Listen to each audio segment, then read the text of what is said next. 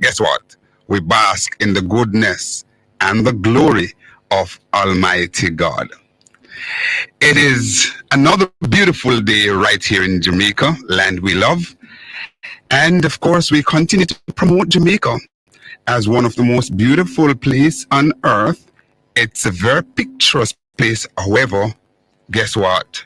Dollars now run.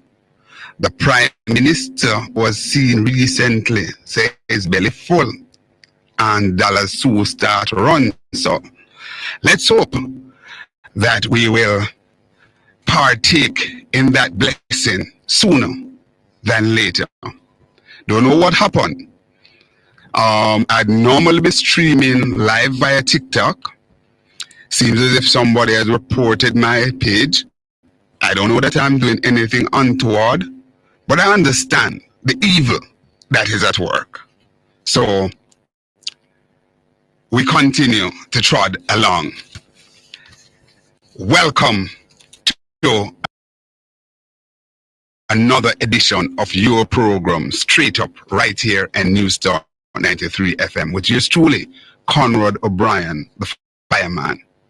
We broadcast live from the studios of UWI, right here at at the studios here at UWI Mona campus.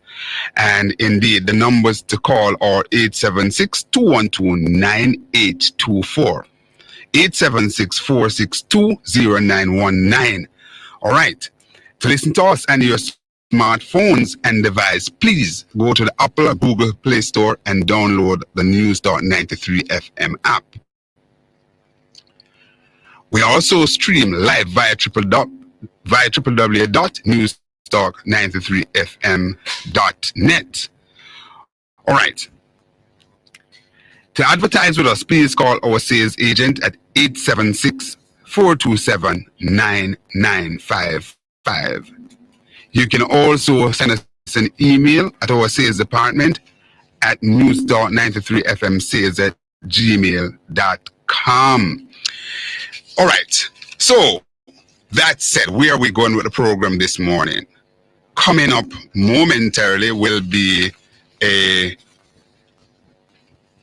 truncated version of Conrad's take, and indeed we will be our guest this morning at 10:10 will be the Honorable Dr. Peter Phillips, former president and former of the People's National Party and opposition leader. And indeed, at 11:10, we'll have former president of the Manufacturers Association of Jamaica, Mr. Omar Azan. He will be joining us at that time. So we invite you to stick and stay to the program for its duration. We go up until 12 midday. And I'm going to do this a little bit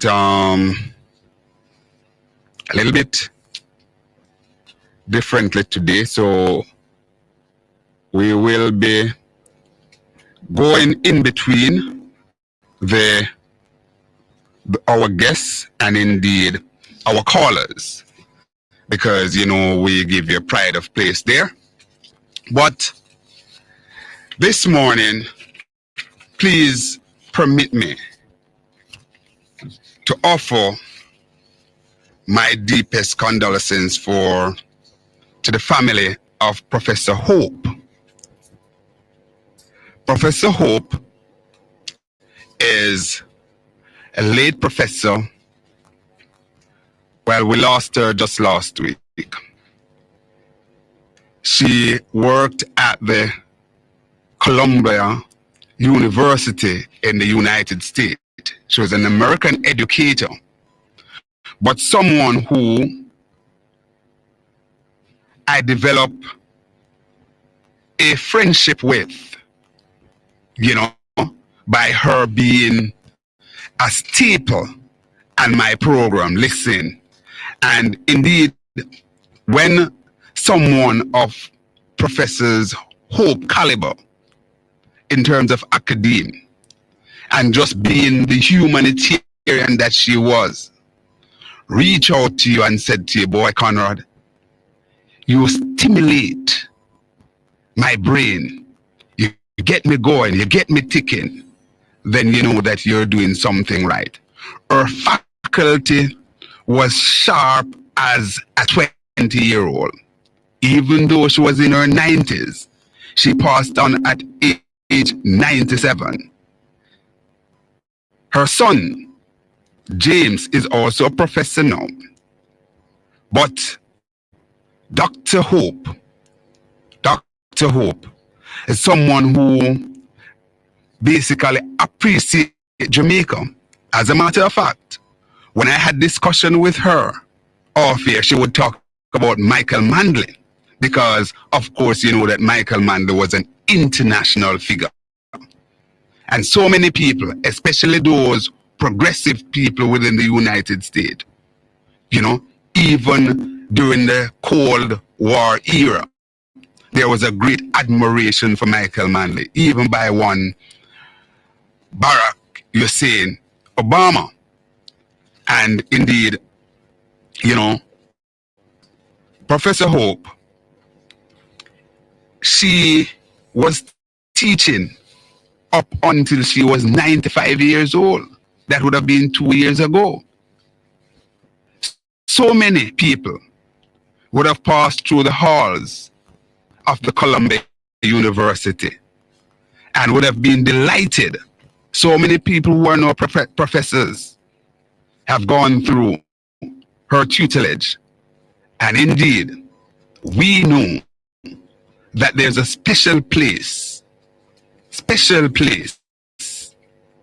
for late Professor Hope. Dawn and Vanette, two of her caregivers, they would like to offer their deepest condolences as well. And as their brother, I'm also chipping in.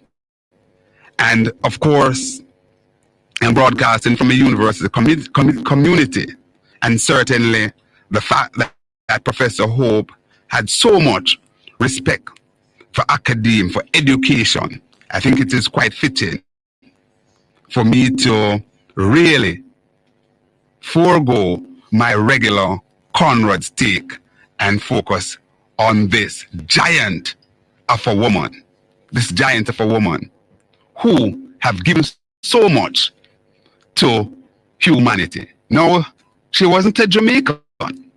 She was indeed an American, but she embodied people overall, and certainly Jamaica had a special place in her heart.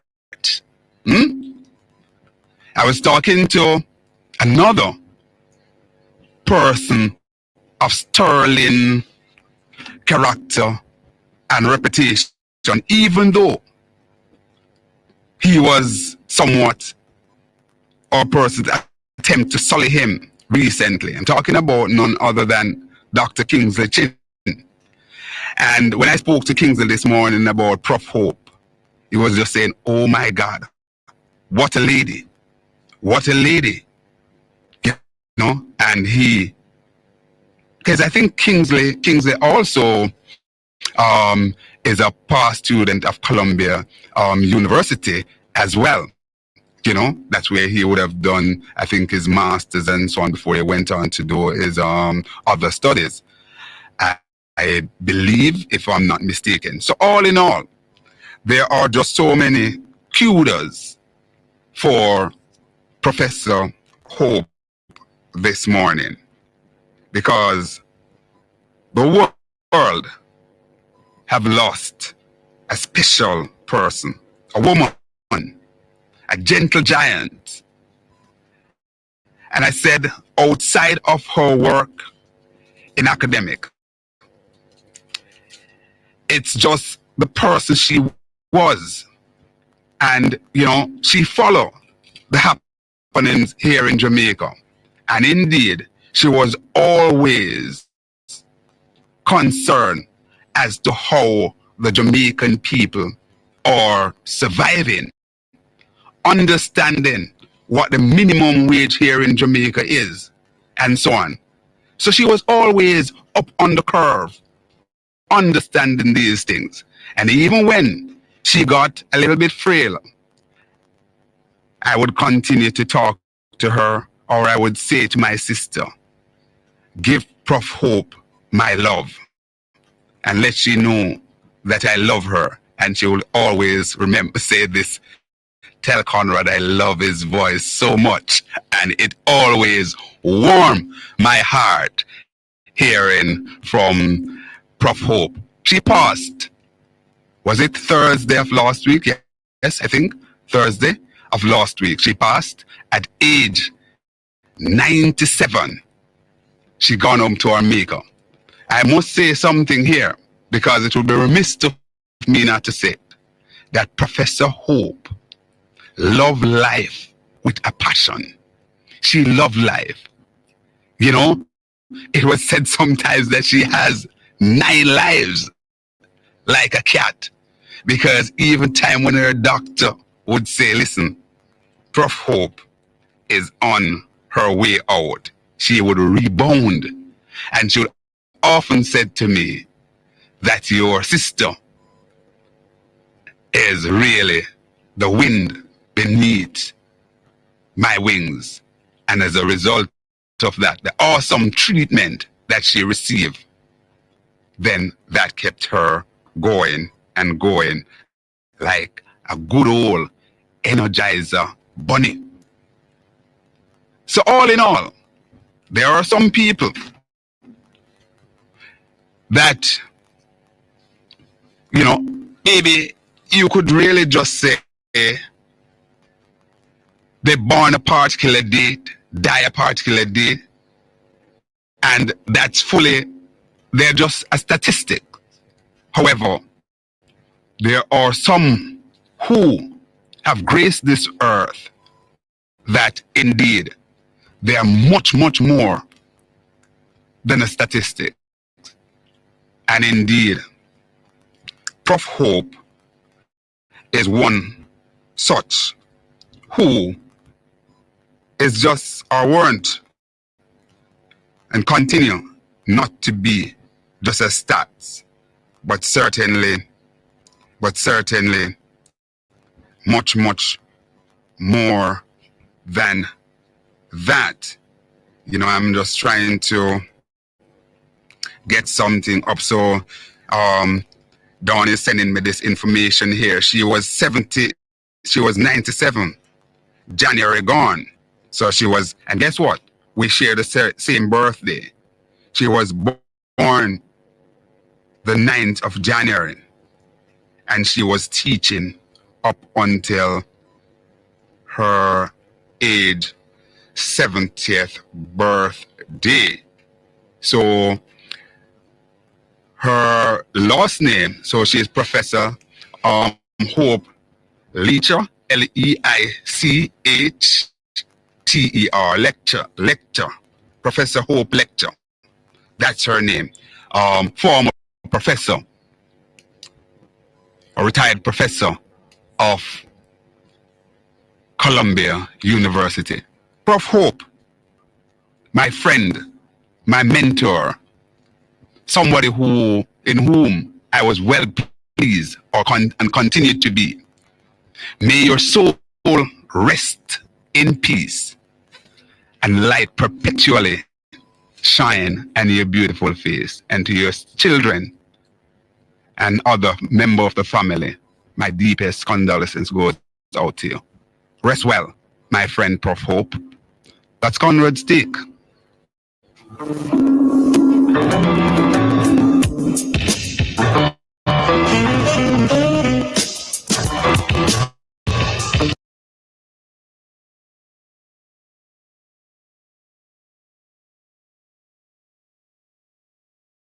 Clarendon, Jamaica's. I noticed some by-elections going on, but that is a sideshow. And in fact, it's not only a sideshow, it's a downright disrespect of the Jamaican people.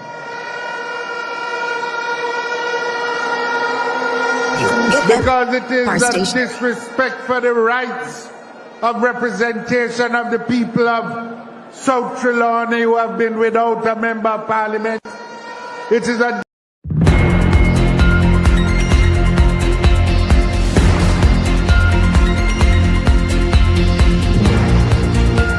Hello there. Welcome to another episode of The Breakdown. I'm Nikisha Burchell, the MP candidate for South St. James and your Shadow Minister for Information and Public Communication. Today, we're breaking down a clip posted by the Honorable Prime Minister Andrew Holness on the X platform, formerly known as Twitter. He wants to talk about achievements. Yeah.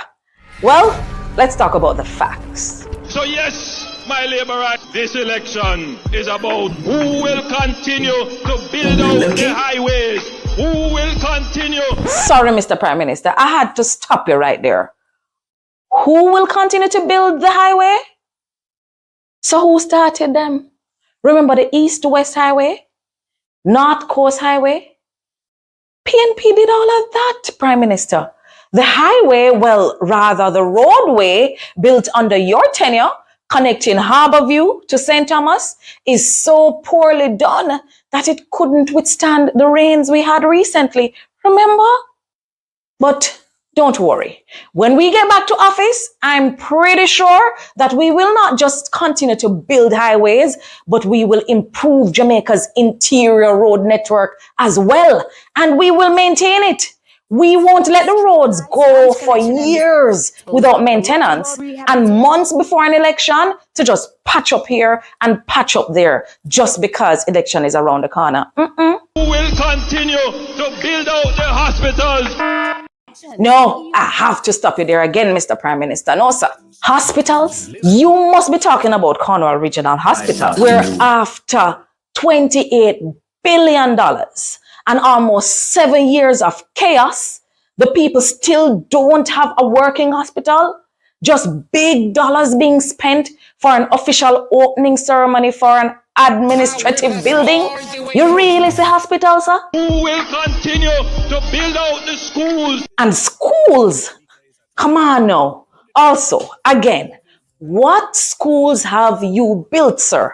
Remember, you are a former Minister of Education and a Prime Minister that spent 2 terms in office. Not one school has been built under your tenure. Tell me a high school you built or a primary school. We can't relate, sir, because over here, so we say education and we can list the schools we've built under the People's National Party. Who will continue to buy the new buses? Who will continue to buy the new garbage truck? Hold on there. Hey, Siri. Hey, Nikisha. Who built the JUTC and created the National Solid Waste Management Authority? The Jamaica Urban Transit Company, JUTC, was established in July welcome back to Straight Up 1998 Right to transform here at public News Talk transportation 93 in the FM. Kingston metropolitan area by the People's National Party. The National My name is Solid Conrad Waste O'Brien, the fireman. We go up until 12 midday. I go up until 12. We're up live on the Make We Talk YouTube channel. That channel is owned and operates by Jeffrey Tavares. And can I tell you that just this morning, it warms my heart because persons were saying that, boy, Conrad, we heard you last night and you were as sharp as a gillet razor. Jeffrey, you're getting a lot of forward there. No wonder why. I will go any further. All right, so it's your program. And indeed, I'm here with my producer, Tadia Richards. This morning she's dressed in, she feels peaceful this morning. So she's in blue. She's wearing blue, nice, peaceful blue, right? Okay, so pardon me, listeners, but I certainly had to do that for my friend Professor Hope, who passed on recently, right? So one can understand that that's the kind of person that really and truly you hope that life had never ended because she had so much to the fabric of humanity already. That said, it is indeed your program. So let me announce the numbers. The numbers are 876-212-9824, 876-462-0919. And just to say that I know the games that are being played in the social media space. I understand that I'm indeed a powerful voice here, and I'm a menace to a lot of people who just cannot deal with truth. Because as I said,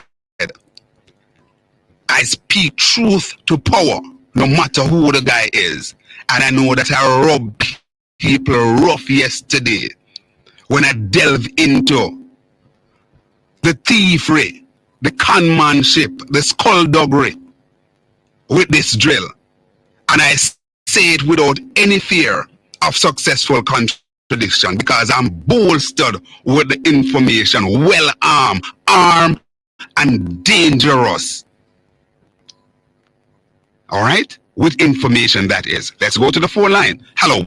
Welcome to Straight Up. Conrad O'Brien here. Yes, sir. Good morning. Hi, Milton. How are you, sir? Not too bad. We're going to talk about Richard Pandora separate and Omar Azan, Boss Furniture. Boss Furniture, yes? Before it touch it, I could deal with, look at the Trump and Mr. Putin. 3 weeks ago, Mr. Trump told the world that not go on positively read in Russia and Ukraine war until he and Mr. Putin meets, yes? Last week we were told that Putin and Trump had a 2-hour telephone conversation. And it right now they must start immediately to negotiate peace.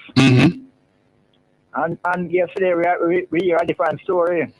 Absolutely, because what we've been seeing where there's still a stalemate, and contrary to what Donald believes, he's not Putin. Vladimir is not a walkover. He's not a man who you can basically just have in the palm of your hand and believe that he is going to be marching to the beat of your drum. So we see where Donald Trump, who seems to be cozying up with Vladimir Putin, basically step back now and even calling Putin, my word now, a madman or somebody who is a fool, behaving foolishly. But we watch to see what will happen in the international space as it relates to the giants while they continue to roar, eh?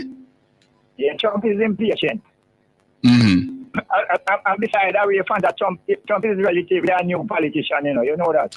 Indeed he is. And yes, and he is impatient. Yes. Yes, and Mr. Putin has a lot of experience, Oh, yes, because remember, that he would have been steeped in diplomacy, being the head of the KBG and all of those kind of things. So he came to... But the most important thing, nobody now get out of that.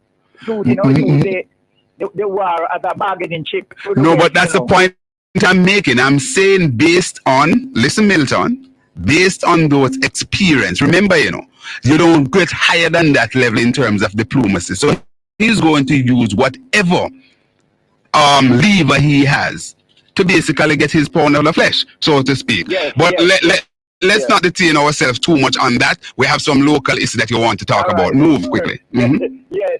The two gentlemen spoke yesterday. Yeah. On different occasions. That's Pandora and Pandue, Richard Pandue, yes? Yes, and the argument is more of the reality of the situation. Economically speaking, Well, here. That's the reality of the situation, Well, here the thing. Unlike the administration, what the administration has been saying over the few last week, that's a figment of its imagination. But those gentlemen have given us what is the reality of the situation. And you know what? They take to certain places and do certain things and trying to woodwink Jamaican people, but it won't work because what people must understand, you can't tell me that I eat dinner when I went to bed by drinking some water and lie flat on my stomach and fall asleep because I could not afford food. And whether you want to believe it or not, that is what is taking place in many households here in Jamaica. Just last week, no less a person than Minister Vaz said to Jamaica that, listen, people in his own constituency and in the wider Portland have to be making decisions as to which child go to school because of lack of resources. That is not prosperity. That is not people being better off after 10 years. Buju Banton has put down is what that was taken up, The Chichiman and the Boomba by Mr. Banton put on the Boomba by while this man took up the Chichiman. Desperation on his part, you know that. Well, Darrell must be mindful that he got a reprieve to travel to the United States and other places. So he must be careful. Them no revoke him. Close to the most honorable Prime Minister. He was in Clarendon over the weekend. Yes, in Rocky Point. How many people know that prosperity is at the doorstep. Jamaica, and by extension Clarendon, have too many uneducated and untrained people to be thinking in terms of prosperity. You see, they must get training and education before they can think. I leave you with this, Milton. Prime Minister is listening. I leave you with this, Milton, and contemplate it as you go along. The Prime Minister is behaving as if he is just applying for the job. Somebody needs to whisper in the PMA. Man, with the greatest respect, man. You must make no can. You must make money and Mr. Brian, man. You know the new virgin? All right, I'm going to laugh. We'll talk next time here. Okay, Milton. All the best to you and your friends and family over there in East Rural. All right? Good. That's Milton there. But the Prime Minister, somebody need to whisper into his ears and say, PM, at 10 years now, going since you're Prime Minister. So these little doorstep thing and this year I go do this and you go do that and thing like you had 10 years, sir. You had 10 years. And the people are now saying that call it and you call it. Go to the people. Go to the people since you're confident and whatever. Call the election. Mr. Omar Azan said yesterday that the economy is crumbling and the bubble is about to burst, so you must make case and call the election. And you know what? You know why I like Omar Azan? Ever since that gentleman, he called it as he sees it. And he is a man of great Christian faith and Christian principles. And indeed, he is not a political act. He will tell you as it is. And guess what? More than any others, he is among the people. He's among the people. He's among ordinary folks. So when he tell you the amount of people who are out there hungry, and a joke him make. Hello, caller? Morning, Conrad. Hi. Go ahead, my friend. How are you doing? Good morning. My President, I'm not give thanks for it. Go to the year. Every time. Mario Dean finally get him something after 10 years. Is it 10 or 11? Yes. Huh? Yes, man. And we're very happy. Well, his mother said that she feel as if justice was delivered to her. And when so she going to bring the lawsuit? Well, that will up to her and the discussion with her attorney. If she's going to now bring a civil suit for remedy, compensation for the murder. Yes, for her son. I would encourage her to do it. Now you the value 100 million, you know? Well, I don't know the value. I don't know how they compute it, but certainly when you look at it. Yes, value more than that.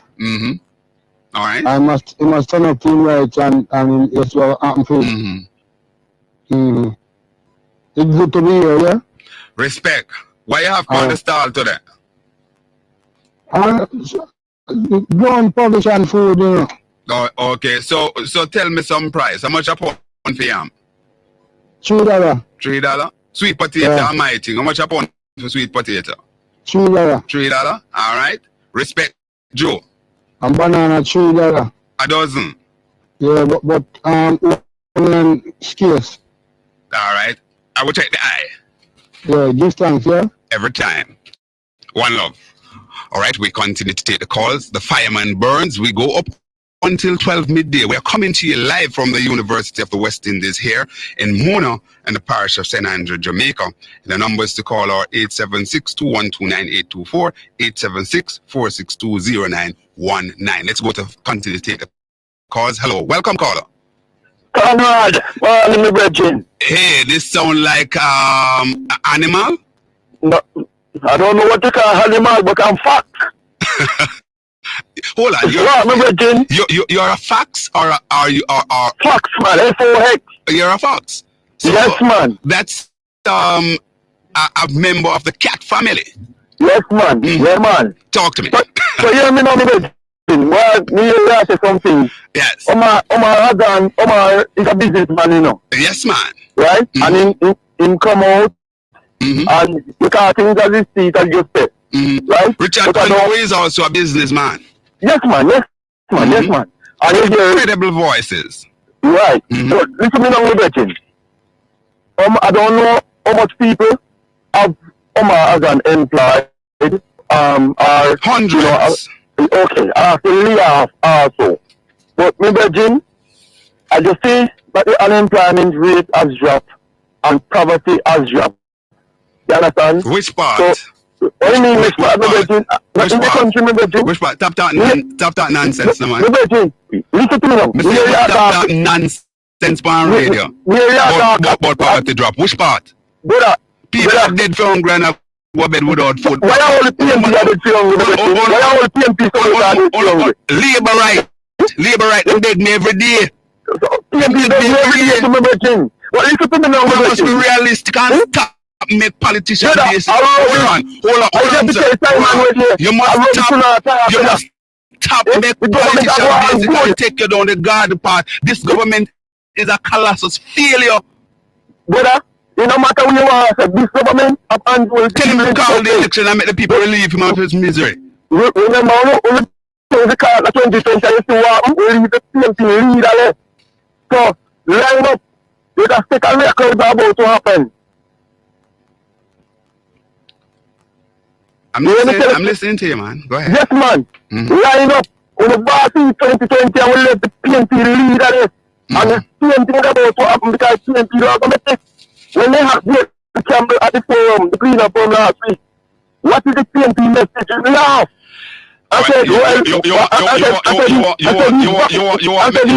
You want me to tell you a couple of the PNP message or what the PNP is doing? You know how to tell me not to bet you. I'm every day. I'm everything. So why you come here and you say that? Hold on.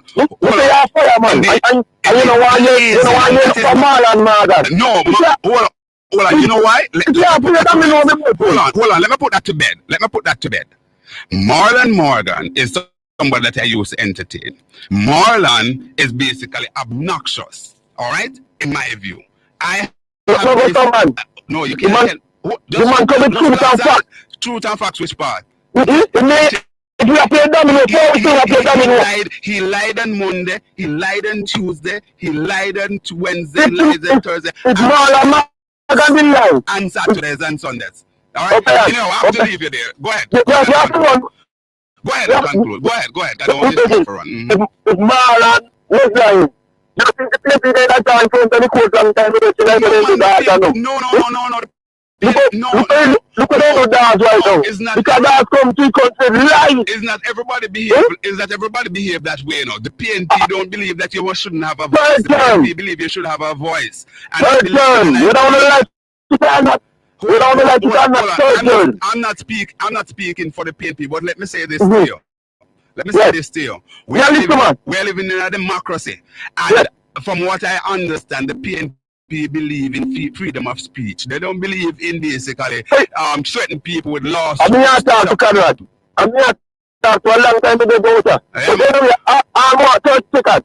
Don't make mass. And the rest of them come put you in a trouble everything. What trouble? What trouble? No, you don't never call Christopher Tufton name. And Christopher Tufton friend gold. This name Jill business. No. We want to see you. We want you on this program leading into 2026. Because we like that saying, man. Yes. Because play them, you know, and everybody out. Everybody out, we don't nobody now have fixed the game. But we the NGS people like me. All right, so I'm Marlon. All right, that's why I'm talking to you. Remember, Marlon is there 2 days a week, so I don't have to entertain him. I prefer entertain you. All right? Yes. Take care. Yes. Blessings, my friend. All right. All right, Fox. Cool. You know, we're careful. And nobody is libeling Mr. Williams, Dr. Tufton, or Dr. Bruce. Nobody is doing that. As a matter of fact, even yesterday, I urge that, listen, let's keep the discussion as it relates to the drill. And the fact that the drill is available much, much, much cheaper. This is validated by people who are in the business. People who are in the business. And they said that, listen, this wasn't just about profit. This has something to do with ill intent. This had something to do with basically stealing, as it were. And it is sad. Let's go to the phone line. Hello, welcome, caller. Morning, Obi. Hi, Marshy. How are you, sir? Me there. You know, realize that people in a journal, you know, realize that them are try them best to buy the drill argument, you know. And that's where we stay. I am not interested in whatever ills, whatever beef, this doctor and that doctor and whoever they have. I don't know about Dr. Bruce and that. I am trying to hold on, Marshy, because I must cover myself and my listeners as best as I can. I don't business with this sideshow, whatever take place. Make people go deal with that elsewhere. I am talking about the money. When our children, a 4-year-old, can't get a surgery done because mother don't have $1 million to pay. I am talking about when patients are on cardboard in hospital. I'm talking about when patients are in wheelchair for 72 hours and counting, and you're paying for a drill that is ordinarily, say, in the region of $3 million, and you pay $31 million. That's where I'm at. So I'm staying on point. Go ahead, Marshall. Yeah. I wonder if them get any oxygen for children else. Mm-hmm. Because them did have problem with the oxygen for children, you know. Mm-hmm. So we don't know if they get any. And by the way, the economy is so good then. What nurses and health workers they get paid yet? Well, and thanks for reminding me of that, Marsh. I should have done some check before I could come on air. My understanding that up to yesterday, health workers wasn't paid. I don't know if it's across the board, but certainly I can talk for those some health workers in Clarendon, because they spoke to me directly and they did not receive their salary. So I'm hoping that iron out. They said that the ministry or the authorities said that there was some glitch in the system. I don't know what glitch that is. It's happening so often now, though, right? But then that means to say a wicked, because since you have money, you manage the economy so good that you have all this money and you can't supply the hospital with whatever equipment.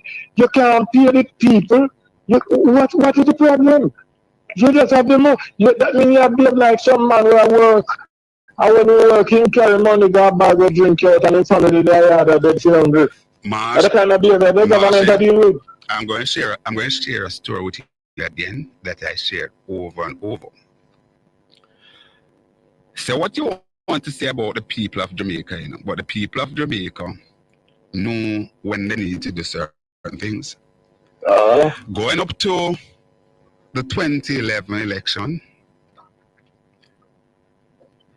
Darrell Vaz, who was the then General Secretary of the Labour Party, said that the Labour Party didn't have more money going into any election than they had going into that election.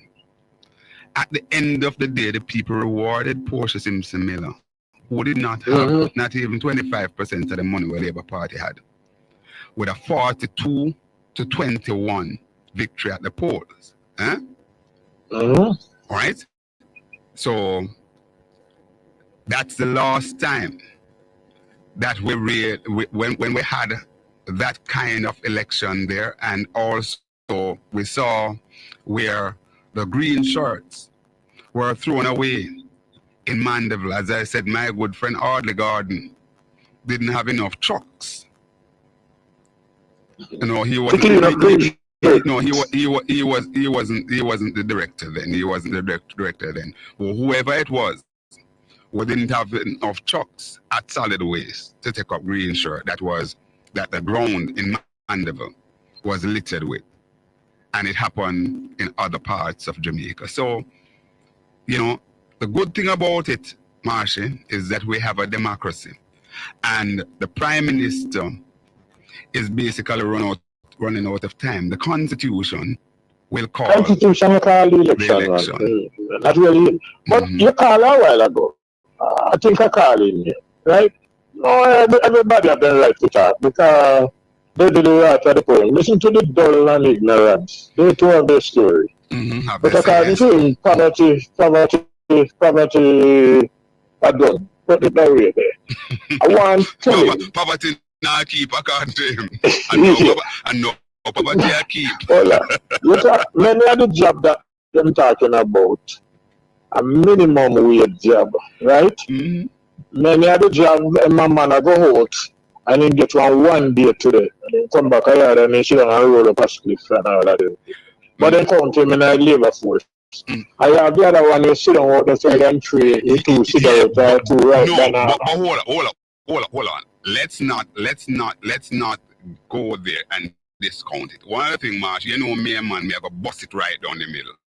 The truth is that it's the same rubric that we have been using to measure employment or unemployment from everything. However, what happened? Take for example, the basket that the Prime Minister used in 2016 when he was campaigning, that cost $4,000, Today the $16,000 can't buy it. So I'm not even going to contest the methodology that they use. Granted, I think it is wrong. And we must do away with it. But it's what it is. That's the point I want to make. So don't come out and use that kind of argument, and the people and the other party shouldn't do it neither, because it cannot work. It's nonsense. So you're advocating for them to change the methodology? It must change. What we are talking about now is the minimum wage. Yes. What we are talking about, because them are using poverty. Poverty is lower than the minimum wage now. It's going to be $16,000 a couple days from now. Am I right or am I right? I want him to take the $16,000. Let me put $4,000 per month. Let me put $4,000. Let me put $20,000. Let me catch up to $20,000. Right? With the prices increasing daily. You have two people. You're going to take another bite of cherry later. No, just quick. You have two people, the man and the wife. And a minimum wage them get, and the people them have to go to school. Daily them have to pay fare, and them have to eat lunch, and have to eat dinner, and you have to eat lunch when they go. Let me take the News. Remember where all right. Later. All right, let's go to the break, the 10 o'clock break. So come.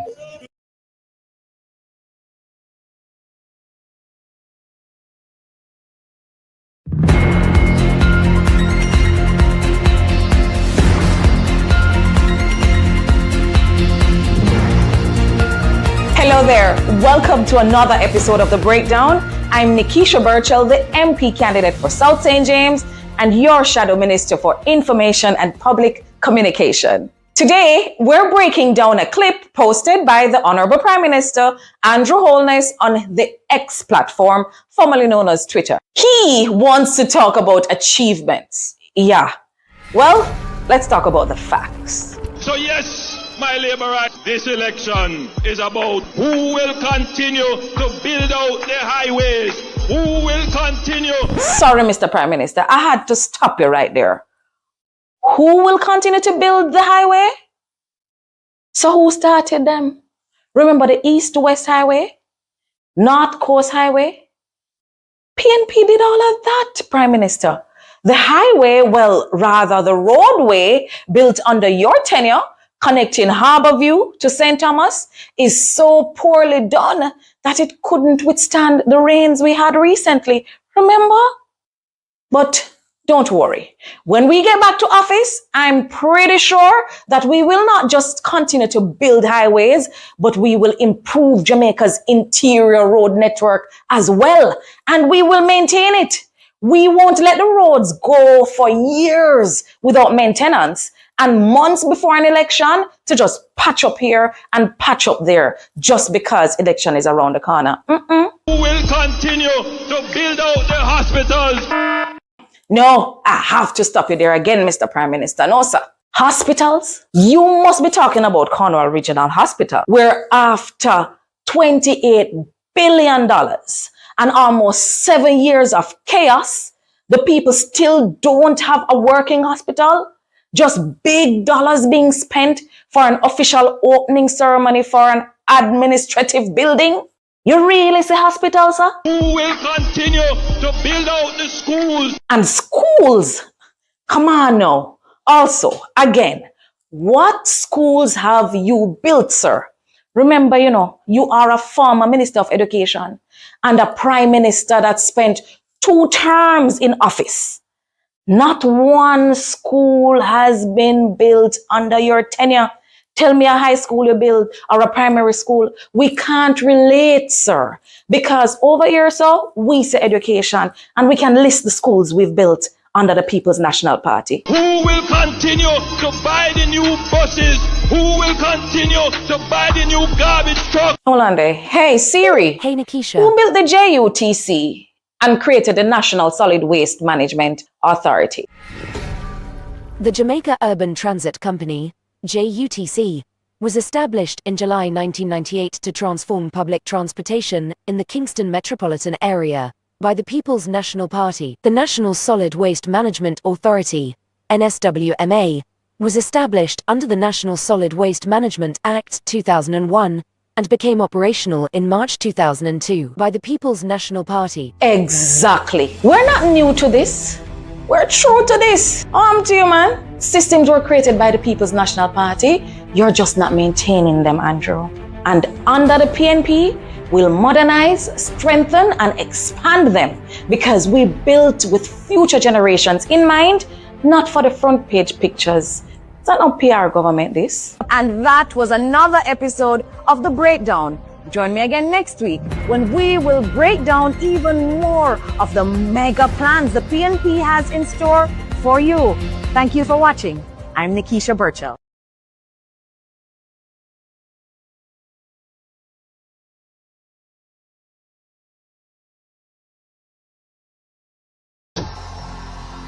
So the Prime Minister just needs to fly the gate.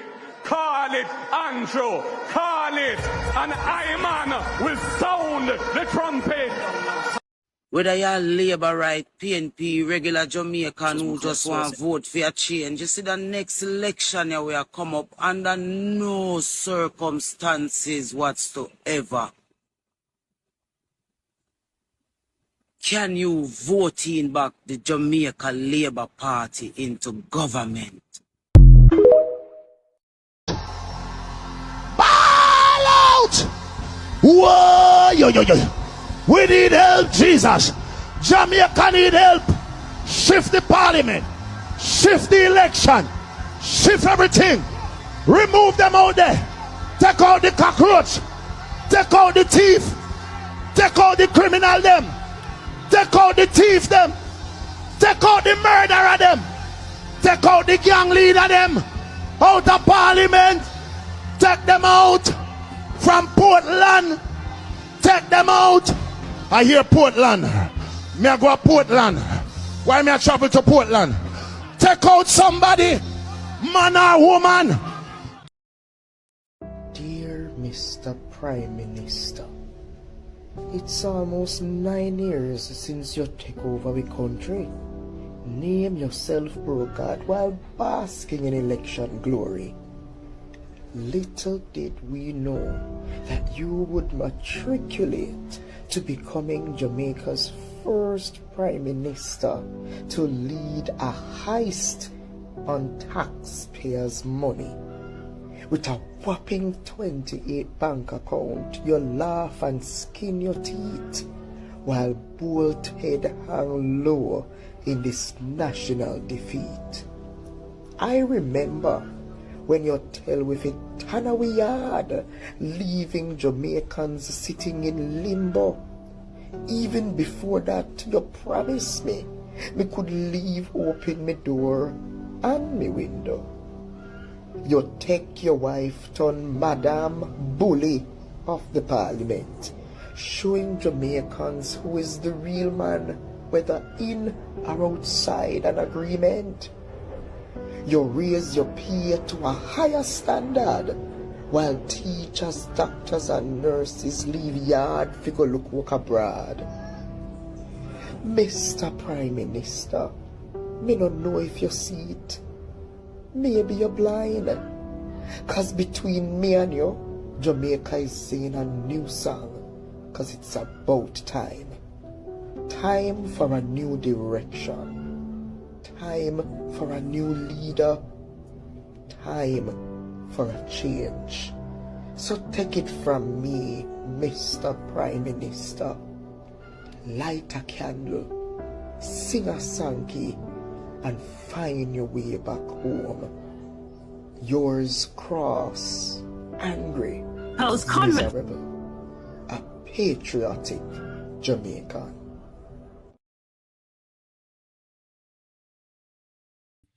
Good morning, everyone. We're standing by to join Conrad O'Brien on News Talk 93 FM at 11:10 Jamaica, 11:10 US time, 10:10 Jamaica time.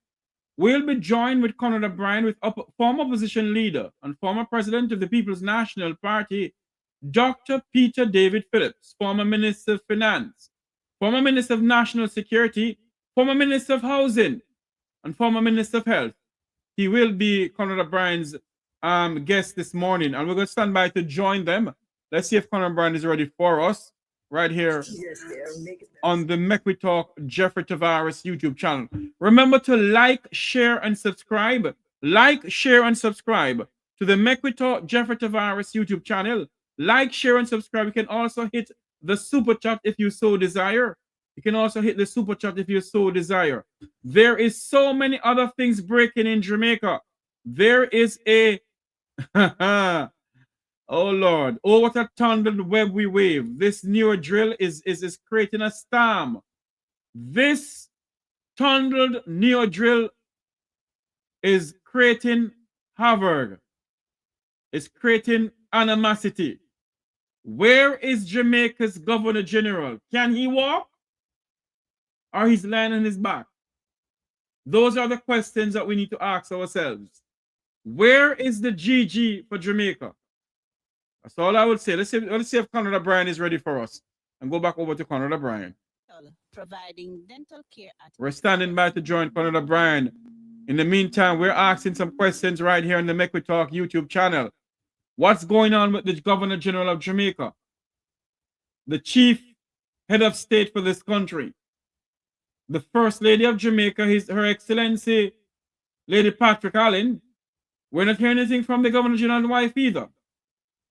We're not hearing anything from the Governor General press office either, his press secretary. Is the GG okay?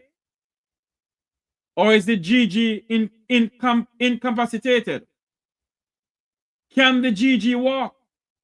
What is going on? We're asking questions on the Make We Talk program this morning. Let's go back over to Conrad O'Brien live from Jamaica. To our Spotlight segment. This segment is sponsored by our friends at Wellington Dental over there in Spanish Town. So, welcome to our feature Spotlight.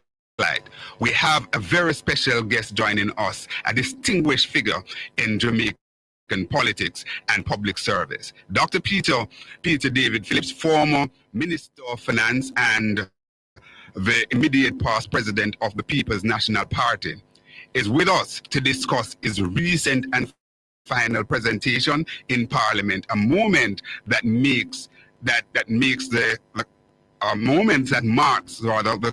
close of an era in his decades-long career of public life.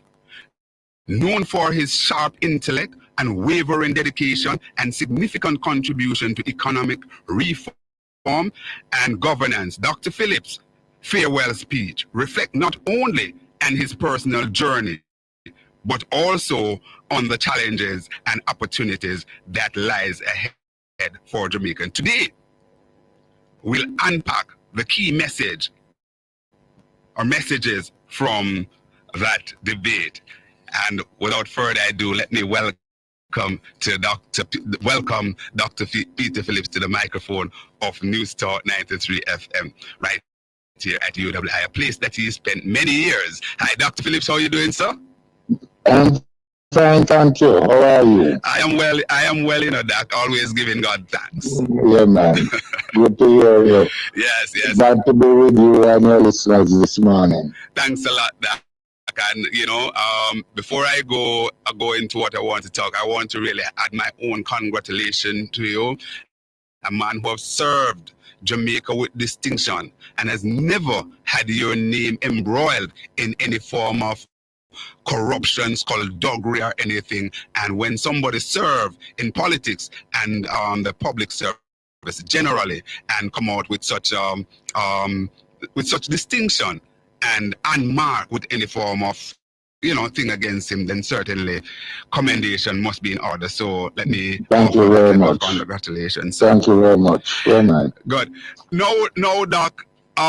Last week, Tuesday it was, yes.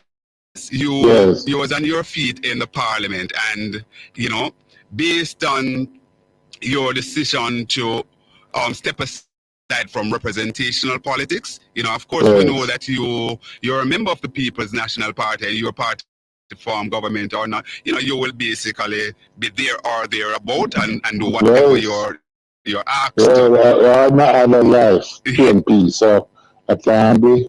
Not that no. Absolutely, Doc. So, so it is said, it would basically be reason for us to say that, and you have basically said it, your last presentation in the House of Representatives. Yes. You represent, what's the name of your constituency again, Dr. Phillips? East Central St. Andrew. East Central St. Andrew. St. Andrew. St. Andrew. You represent that constituency. You have been there for some time. You pay tribute to those who assisted you from day one. Yes. Are you comforted that you're leaving that constituency in good hands? Yes, I think that the person who has been selected to run for the PNP, Councillor Dennis Gordon, will not only succeed in being elected, but will bring positive energies to the constituency and the constituents, But I think that one of the things that I think we have to grasp for how people function in Parliament, and it was something that I think the Glean editorial touched on yesterday, and it is worth mentioning that the role of the Member of Parliament is not so much to, and should not be viewed as really marshalling, goodies, whether it is from the constituency development fund or road work and, water supply systems or whatever for the constituency. Though that is important. But the real challenge is to be part of a system of governance that brings development to Jamaica, that results in economic growth, improved incomes and welfare and well-being to the people of the country, that delivers ultimately first-class educational systems to the country, first-class health care to the country. And when I say first-class, I'm meaning as compared with what the rest of the world has, you know? Indeed. That is the challenge. And what I was trying to say on Tuesday gone is that it requires that we come together as a parliament about what is going to deliver these things to the country. Yes, you will have disagreements on policy matters between parties and all of that. But ultimately, we can have a country that goes for 50 years and we can say, well, definitively, Jamaica is a richer place for the majority of the people than it was before. Or that if you go to school, from you go to infant school, that by the time you reach high school and come out, that you should have a good education compared to anywhere else in the world. That is what we really want. And truthfully, my disappointment is that we have managed that as a country. Indeed, Doc. And you certainly, you have been saying this for some time, and you alluded to that in the Parliament last week, Tuesday. There were some other things that you mentioned, and one quote, certainly I sense it, that you were quite diplomatic, because you didn't want to be pointing fingers. But it seems as if there's something at the heart of your being that you're concerned about, that governance as it relates to the institution. Take, for example, the whole business of the Integrity Commission, how it's being bastardized, how it's being handled, and also the criticism against it. Also, things like the political ombudsman, the government of the day really just take it and behave as if this is their own little fiefdom and do as they like without consultation. Speak to the country about and that, please.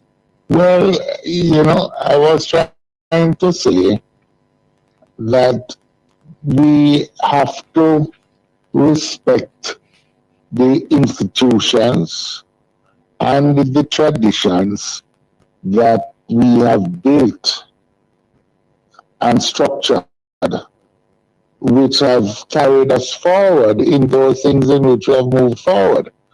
And one of them has been the Electoral Commission of Jamaica, which has not only allowed us to run free and fair elections in the country, having come from the edge of the precipice of violent political conflict and civil war, essentially. And that the country learned, and again, this is one area where the two parties recognized toward the end of the 70s, as we were entering 1980, that, look, we can't go on this way. We can't have one set of people, take control of the management of electoral matters and run it for themselves and cut constituency boundaries as they feel and do enumeration to suit themselves, register some and don't register some. Because then it would mean that you would have no ballot, but would only have vote in selecting who was going to govern. And that made no sense for the country. But now, so we built those institutions, and in fact, the institutions, we went even further. We learned that we had to do things in a giant way. So when we were looking for independent members, we could consult and find a way together and recognize that there were some things that we couldn't do alone. We had to do together. Yes. Now, my complaint about now is that we seem to be the current administration doesn't seem to have learned those lessons because take the political ombudsman. It was something that grew out of dialogue, grew out of consultation.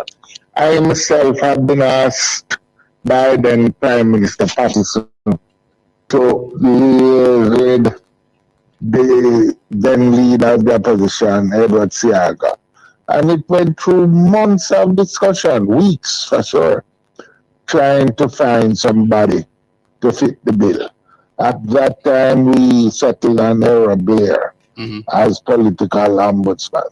But it can't reach to the point now where one side in the political makeup of the parliament, simply so because I have the vote, I am going to abolish this important post without consultation, without agreement. It is the majority of having the majority of the votes that sets the limits and the power you can exercise. It is what is best for the country and the democratic traditions of the country, which is why even when Eddie Siaga had full control of the parliament in 1983, he didn't say, well, I can just change our laws and change up the constitution to make me president for life.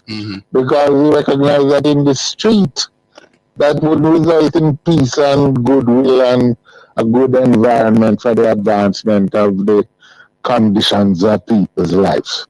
And in fact, what he did was to change the law so that Michael Manley, even though not being formally the leader of the opposition because there was no seats in parliament that was required by the constitution to be named leader of the opposition.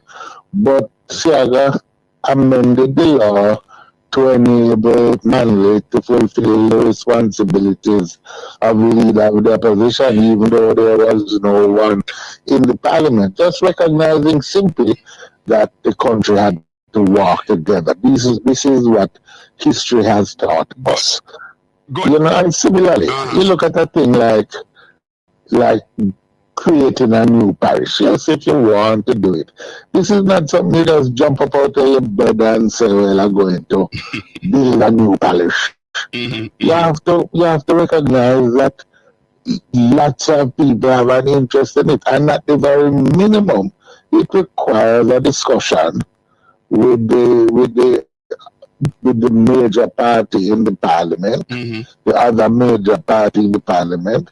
At the minimum, it requires a consultation with all the stakeholders involved, not just your membership in the parliament. It requires a discussion even with the electoral commission, even beforehand. It requires a discussion with the parish councillors, not just in the parishes and areas affected, but because it's going to have a major impact on the country, the health authorities, the security authorities, all of them. Yes, not because it is not stipulated in law that you do it, but common sense and a commitment to good governance would show that you need to operate in this way, and we're just not seeing enough of that. Dr. Phillips, you said a lot there, and I'm going to put this to you directly. Based on all that you have just enumerated there, are you disappointed with Andrew Holness, the way he goes about leadership as Prime Minister of Jamaica? I am definitely disappointed in the approach to governance. Yes, I would have to say that it has not. Let me tell you something. I was a much younger person, obviously, in the 1980s, but just coming into the what I might call the more senior ranks of the political process. I was part of a team that from the PNP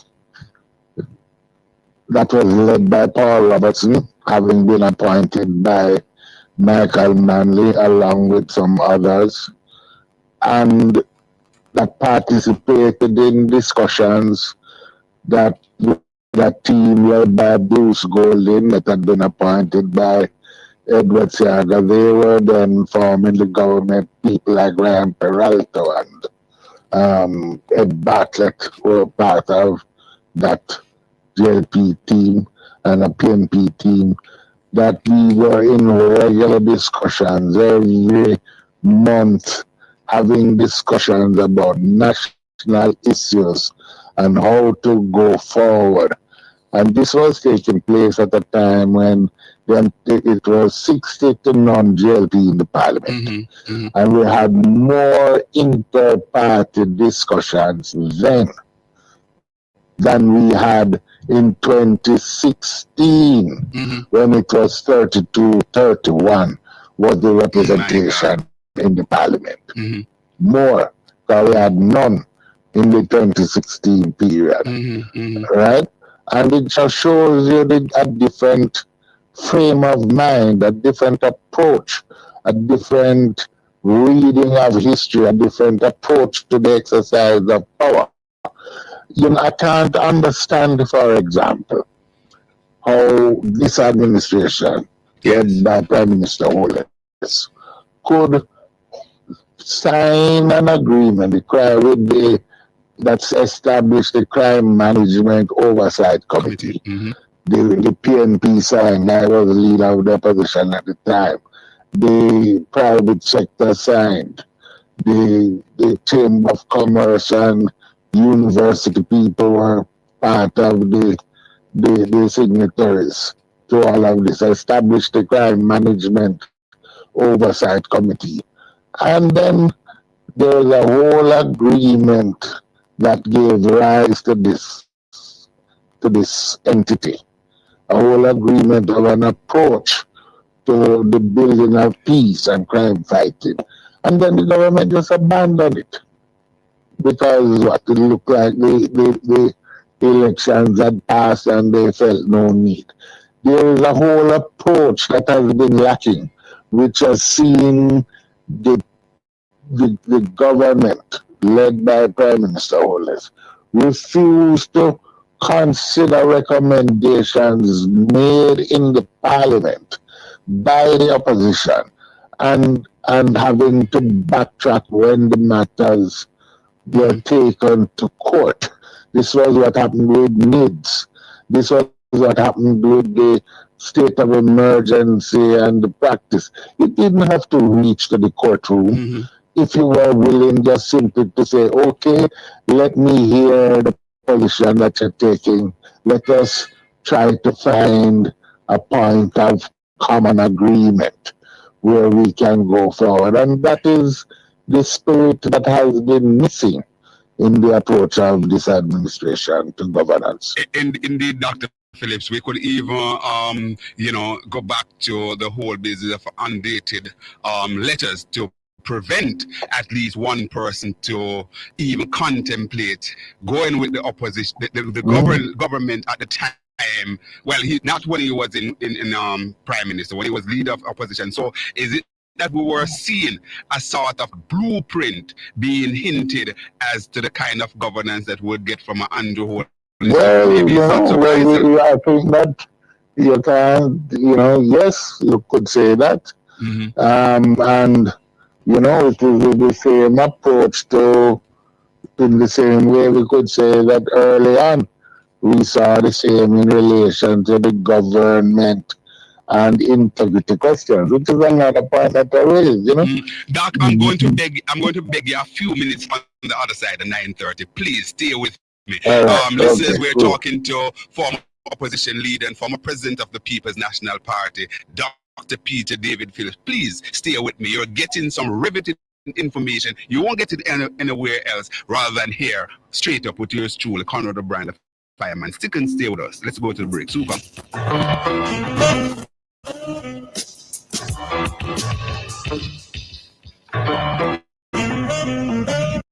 93 FM.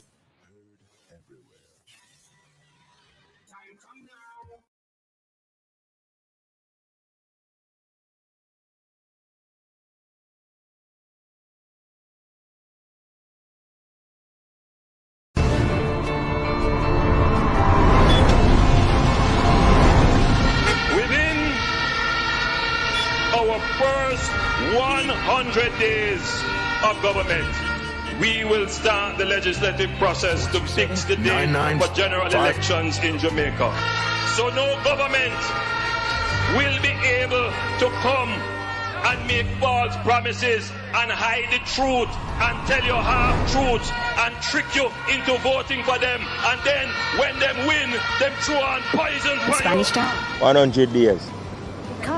The fixed election date. Still await for the promise to fulfill. One broken promise after another. Laughable, as we say. None of your promises not fulfilled yet, boss. So there you are wait.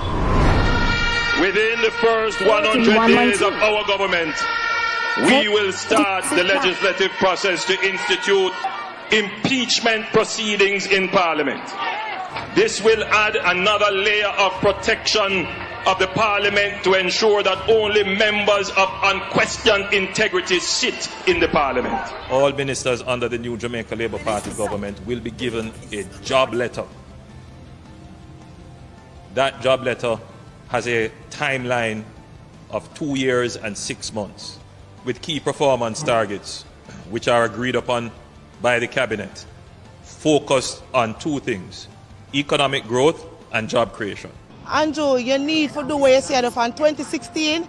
You say you're going to put it on paper. Say anything you put on paper, the MP have to work with it. So you need to do it now. Because I feel like say when you do that, the MP will do them work and we will see work done in the community.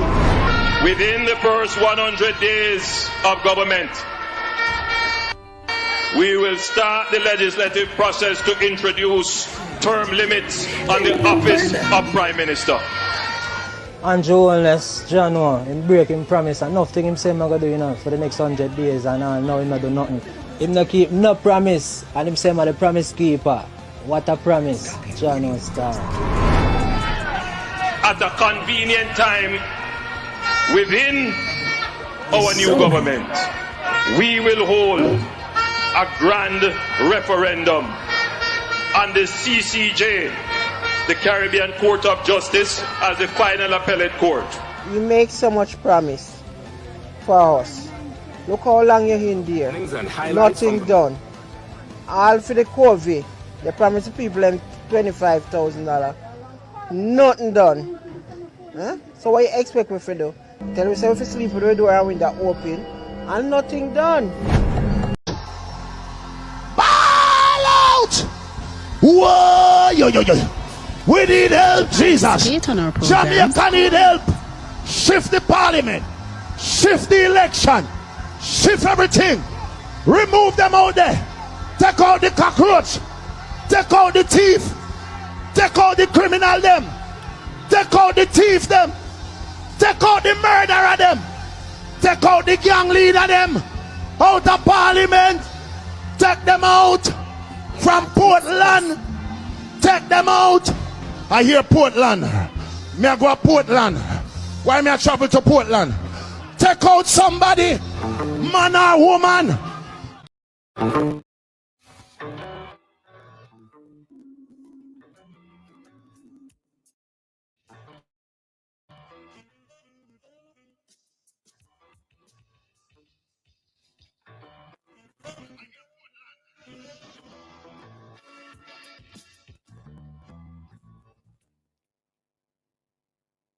Indeed. Welcome back to Straight Up right here in News Talk 93 FM. My name is Conrad O'Brien. They call me the Fireman. We go up until 12 midday, and we're also on the Conrad as well. You can join us there.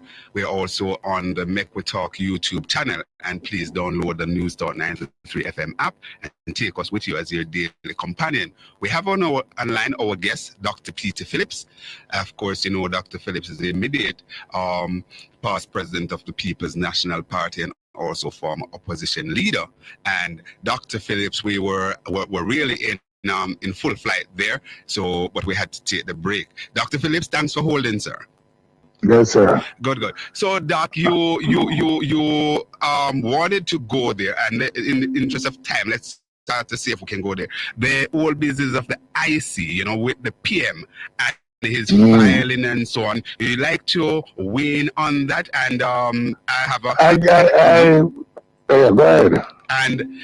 I also want to put as part of that question for you is based on the present scenario with the PM. Do you believe the PM is fit for purpose to continue to be on the ballot going into the election? I don't want to talk so much about him personally and his dealings with the Integrity Commission. I believe that the Integrity Commission, if needs to do what it's supposed to do in law, if it cannot certify any particular individual. I don't know the details of the particular arrangements between himself and our discussions between the Prime Minister and the Integrity Commission. But what I do know is that you are not satisfying the law or you are not.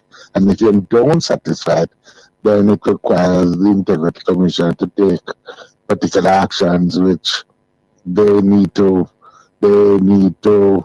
be clear on what they are doing. But what I am saying is this. Yes.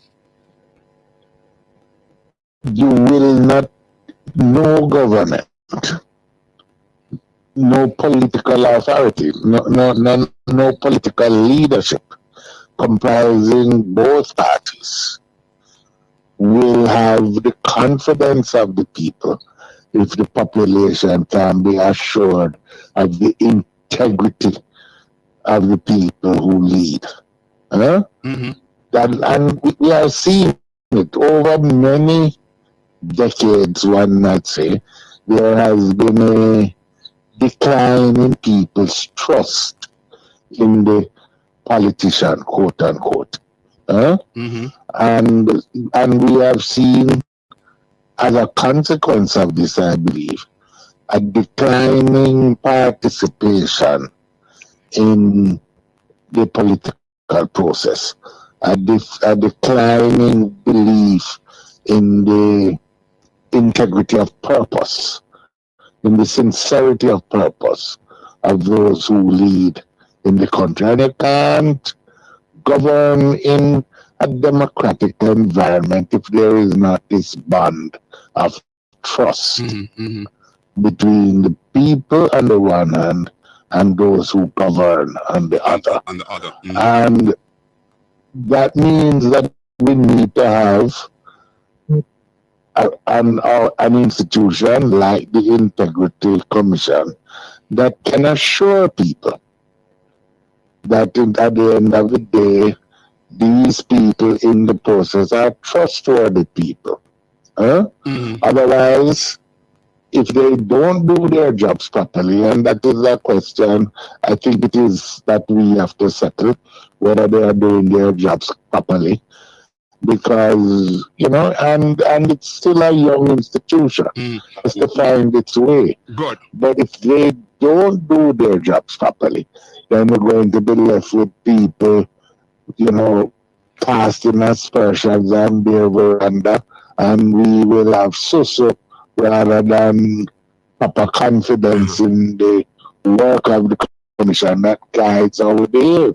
So we don't need a kind of environment where it's behind the corner, that, and whispering that going to determine whether people believe we have good government or we don't have good government. We're a small country, and we can know who is or who is not above board. That said, Dr. Phillips, the Integrity Commission, based on what we get, is that they would have carried out their job on to a particular conclusion, and then wanting more, they throw it now over to the FID.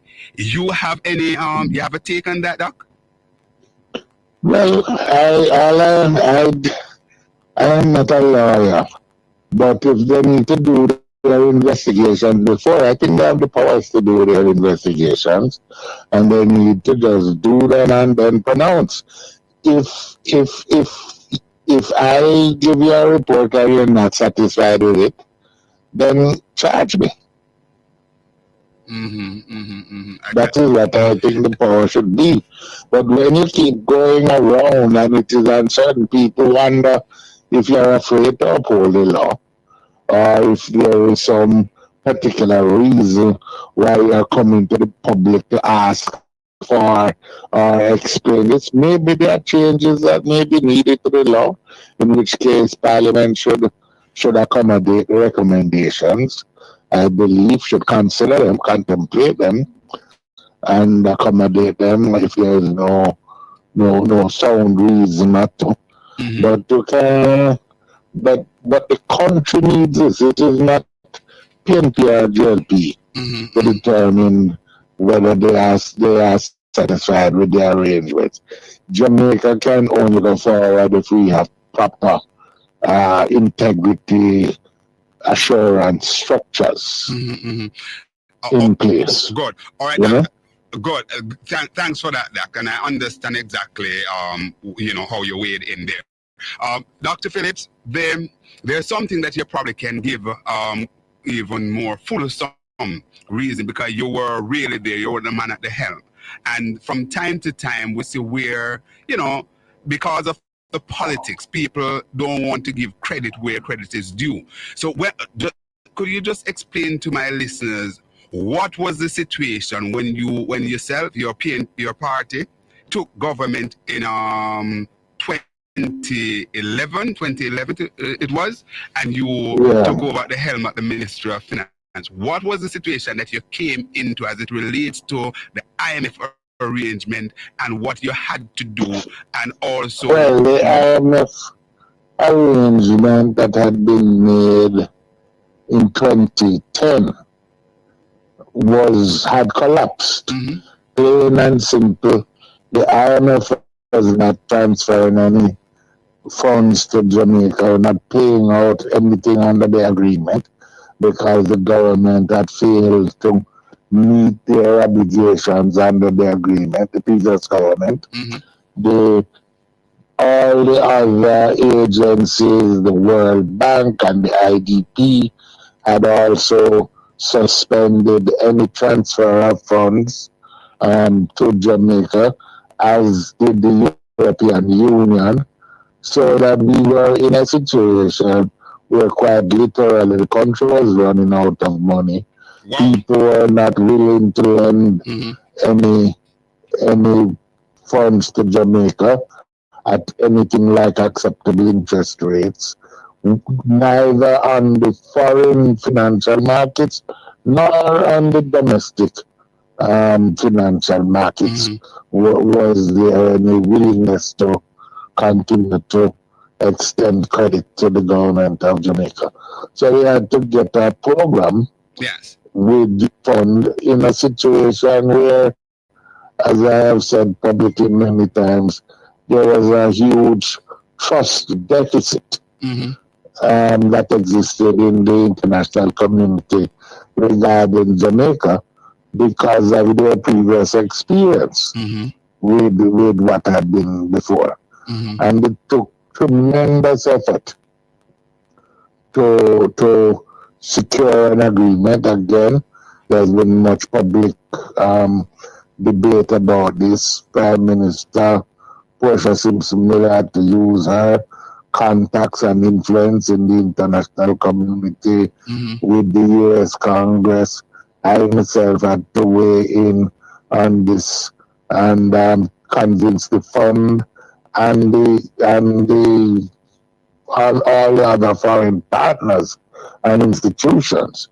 And it was literally a touch and go situation. And that is why we were insistent when we got the agreement that Jamaica needed to fulfill its word and develop a different reputation for sound financial management.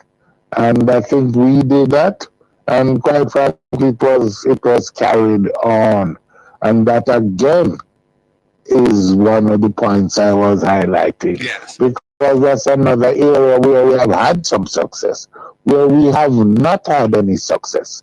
And in fact, we have been slipping backwards is in this whole question of growth. Because apart from just managing the purse strings, we haven't seen any real policy measures being implemented in the period of the current administration that has resulted in any growth in the Jamaican economy. We have had the reduction in unemployment, which is good. But if you have the reduction in unemployment and you don't have growth, it means our general productivity is falling. We haven't incentivized any research and development. We haven't done any of the public sector reforms that make us a more efficient country. A lot of working poor. A lot of working poor with performing just menial tasks and with the very low levels of productivity. And this will have to change. And this is not something about which we should be having a grand political divide. The survival of the country means that we not only have to have fiscal prudence and proper management of our country's finances and a low debt, but it means that we have to grow. We have to grow the economy. We have to grow our incomes if we're going to satisfy the country. And on this, we should really try to find a meeting of the minds as to what are the essential tasks and how we're going to go about it. Because it represents what I call an existential challenge. Our very existence as a country depends on us doing it. Good. Two last one coming from my listener here, Doc. One, a question is coming up from out of East Portland, asking when you actually ask for SSL to cease and desist. That's what the person is saying.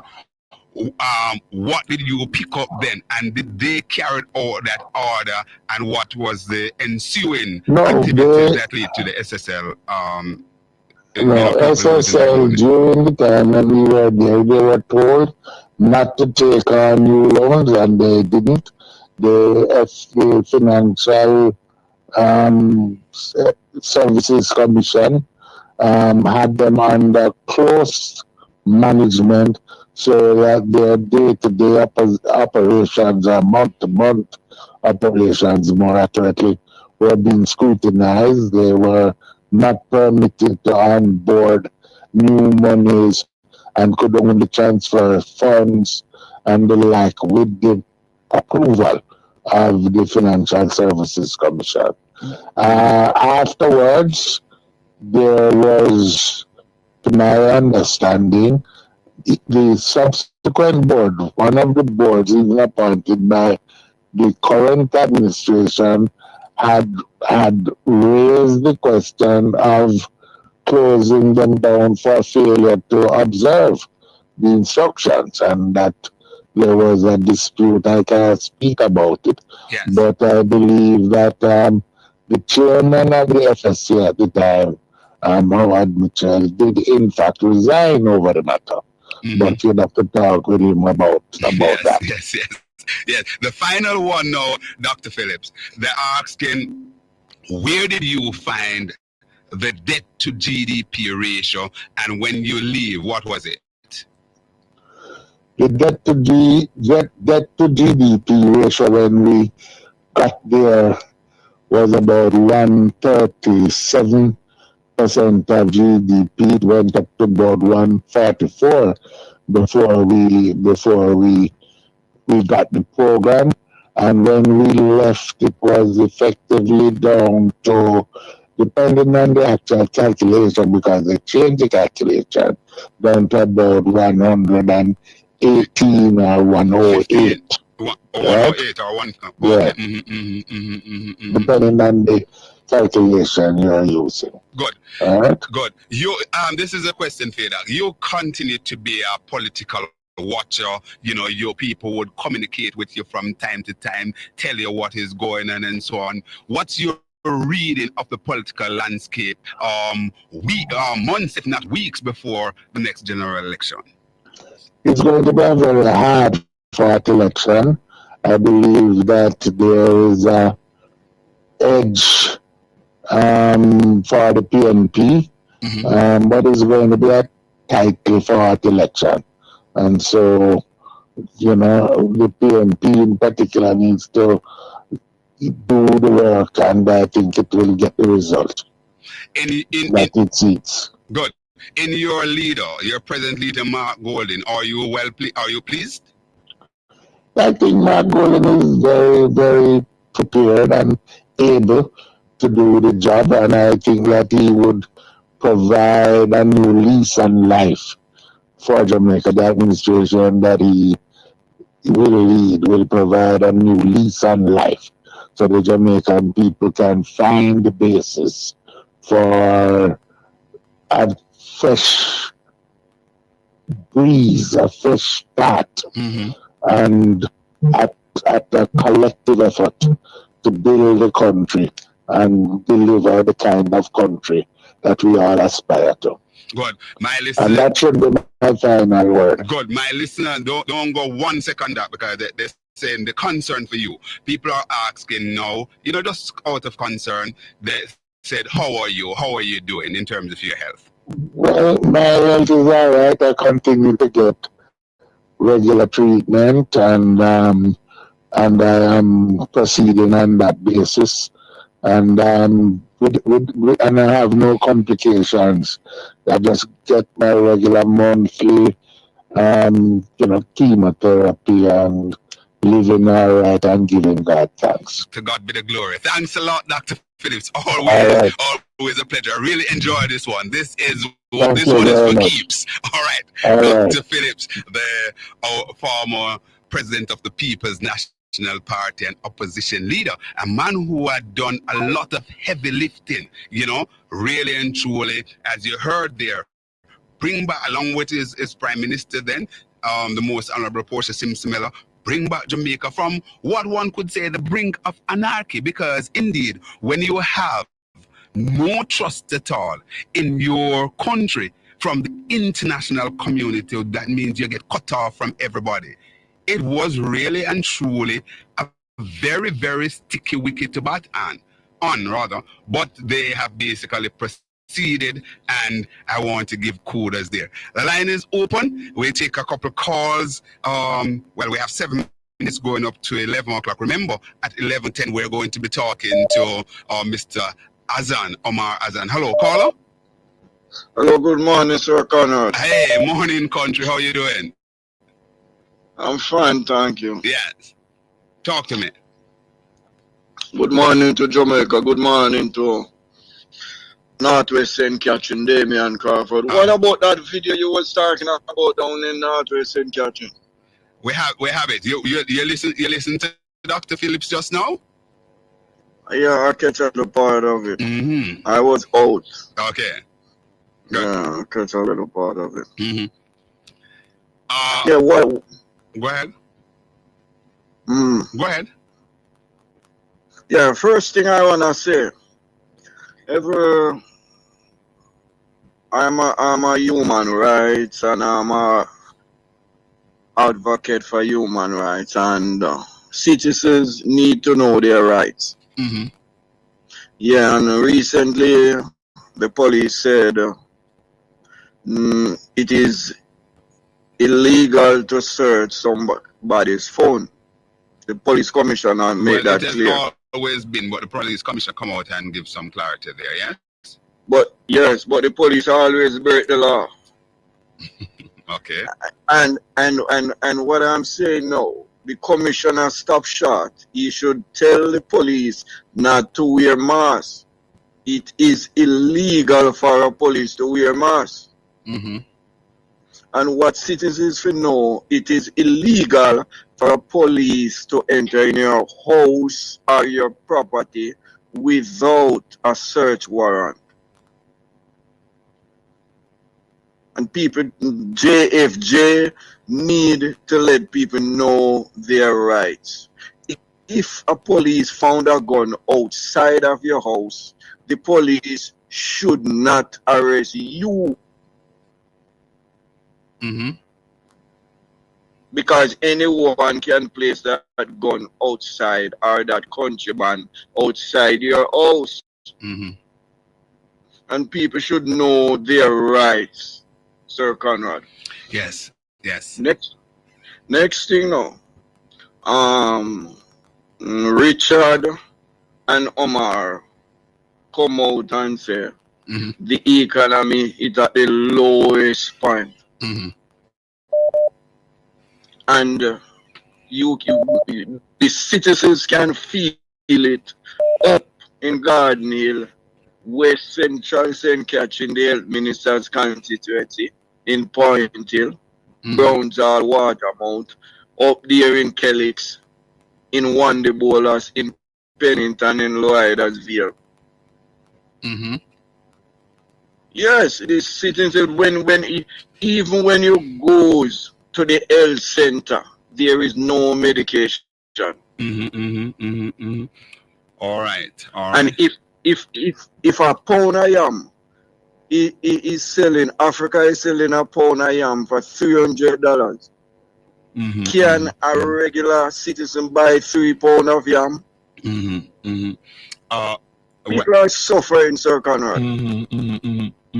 Elizabeth, my caller wasn't saying that they can't go in without a warrant if there's a curfew. What he was talking about is that finding a contraband on the premises outside, because he's saying that, listen, of your house. outside of your house, because he's saying that, listen, anyone could really, put that there. And that's true. That's true. So unless you have surveillance camera to really watch it, it's kind of unfair for you to take someone in custody or because that illegal weapon, or as my listener said, contraband, was found on the outside of the house. Let me answer to that, caller. Yes. If there's a state of emergency or a curfew, the citizen have no rights. Primarily in a state of emergency. I think the curfew is a little bit more nuanced than that. Curfew, you still maintain some amount of privilege there, but in terms of the SOE, the state of emergency, your right is suspended. So even if you live in another parish and you are journeying into a separate parish, the fact that you enter upon that parish, you know under the remit of that SOE. Right. You lose your right. All right, country. Thanks a lot. So Thanks. You need to know this. Thank you. Yeah, man. Thanks a lot. All right. Good. So there we have it. And also getting some expression here about Dr. Phillips. Elizabeth saying, thank you very much, Dr. Peter Phillips, for your honorable service to the political landscape. Love always. All right. And she responding here, not saying that he said it. The police can't enter without a warrant. Okay, I'm sorry. Yes, I misread. All right. Can't enter without a warrant. And I was telling, hold on, let's see. I was saying hi. All right. To that particular circumstance. All right. So Let's go to the 11 o'clock break. When we come back, we'll have Mr. Omar Azan, the boss of Boss Furniture.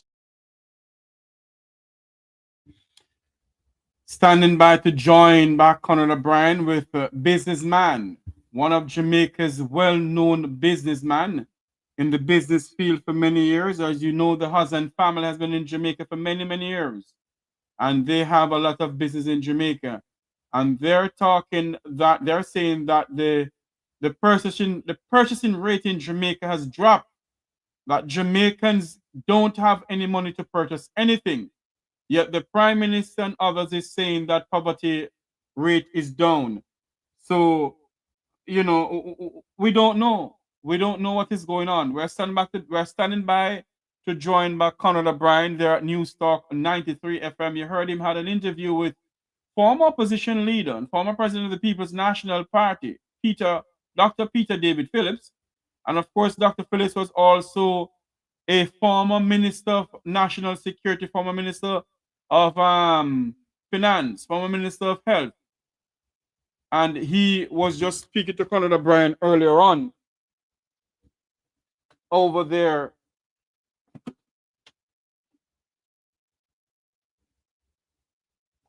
Sorry, at News Talk 93 FM. We're going to join back Conrad O'Brien in just a moment. It is now 2 minutes after 12 o'clock here to Trump in the United States, 2 minutes after 11 o'clock in Kingston City, Jamaica. Wherever you're listening, watching from around the world and the Eastern Caribbean, this is the Mekwi Talk, the Jeffrey Tavares, or Mekwi Talk Jeffrey Tavares YouTube channel. The correct name of the channel is Mekwi Talk Jeffrey Tavares YouTube channel. That's the correct name of the program, of the channel here on YouTube. Remember to like, share, and subscribe. Like, share, and subscribe to Mekwi Talk Jeffrey Tavares YouTube channel. Like up the live feed as we, at 3 o'clock this afternoon, 2 o'clock Jamaica time, we go live to the Parliament of Jamaica, where opposition spokesperson on transport and works and mining, Mr. Michael Phillips, will give his presentation in the 2025 sectoral debate. At 2 o'clock Jamaica time, 3 o'clock US time, the Mekwi Talk program will go live to the Parliament of Jamaica, where opposition spokesperson on transport and mining, Mr. Michael Phillips, will make his presentation in the 2025 sectoral debate. So that is what we have going on so far. And I'm being told that we may come back on at 7 o'clock this evening to speak some more about this drill. The deeper you dig, the more this web gets tangled. Oh, what a tangled web we weave, according to my good friend and mentor, Sir Major Robert Finch Smith. We're standing by to join back Mr. Conrad O'Brien. But let's take a commercial break and give you some commercial break here with the One Legal Jamaica Defense Foundation, One Legal Jamaica Defense Foundation, as they will be having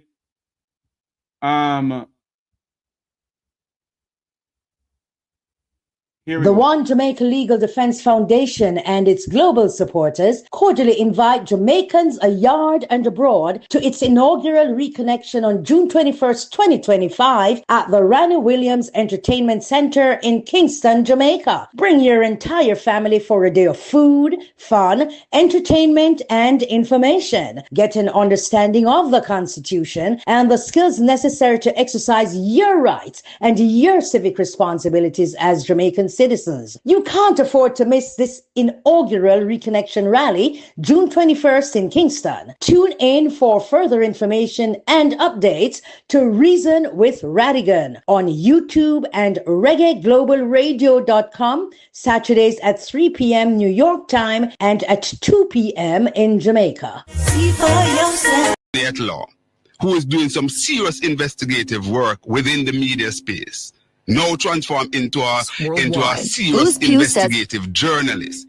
He has been doing ATIs. The latest one is this one on the proper disposal of medical waste. He said that the communique that he received from the Ministry of Health is to say they will be checking on it. Do you see that, Marlon, as an appropriate answer? Well, let me say this. The policy of the Andrew Holness-led Jamaica Labour Party government is for medical waste and the biohazards to be disposed of in the prescribed and appropriate and designated manner. Yes? So that's my statement on that. Oh, all right. Stay with me. Stay with me. My brother, I'm not in an interrogation, you know. No. Stay with me, Marlon. Stay with me, Marlon. Stay with me. Let me just be very clear. Yes. Wilfred Rattigan, whatever post Peter Bunting may have... No, we're not going there. We're not going there. Marlon, Madam Producer, I'm going to ask you to basically dismiss Marlon. Marlon, I am not going there with you. Marlon, we're talking about something that... Marlon, we're talking about something that impacting the health of the Jamaican people. The proper disposal of medical waste. The gentleman live in the United States. He doesn't have to do this, and I'm asking you if you see it appropriate. But Marlon, I'm almost at the end of the play. I'm almost at close of play. So we have to no, Madam Producer. Let's finish with Marlon for today. Marlon, I can't continue anymore.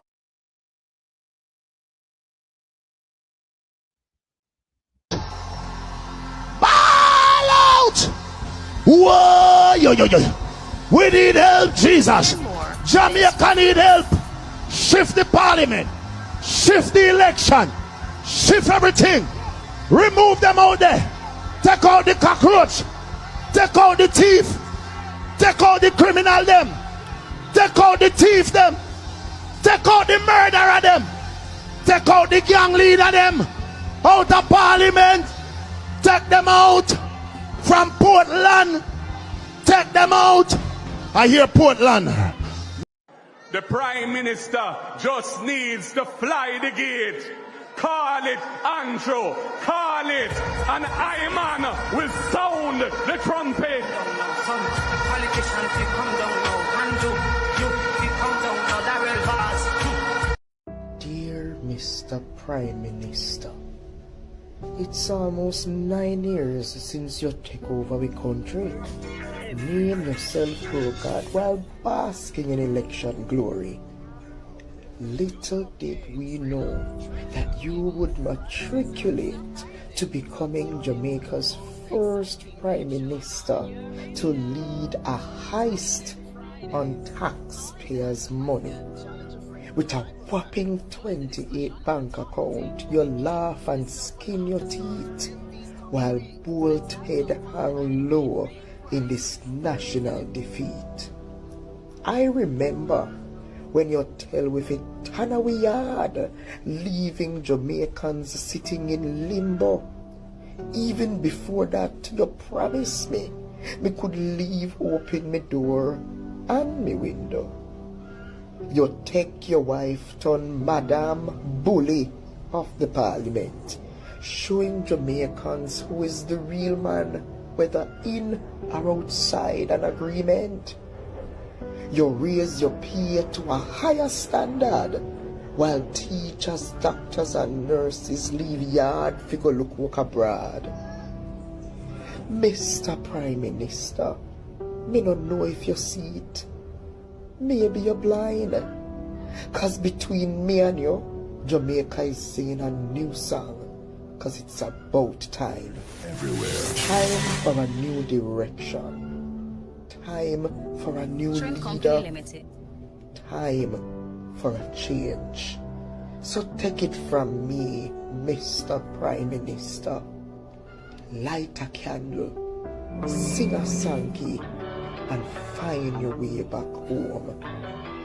Yours cross, angry, miserable, a patriotic Jamaica.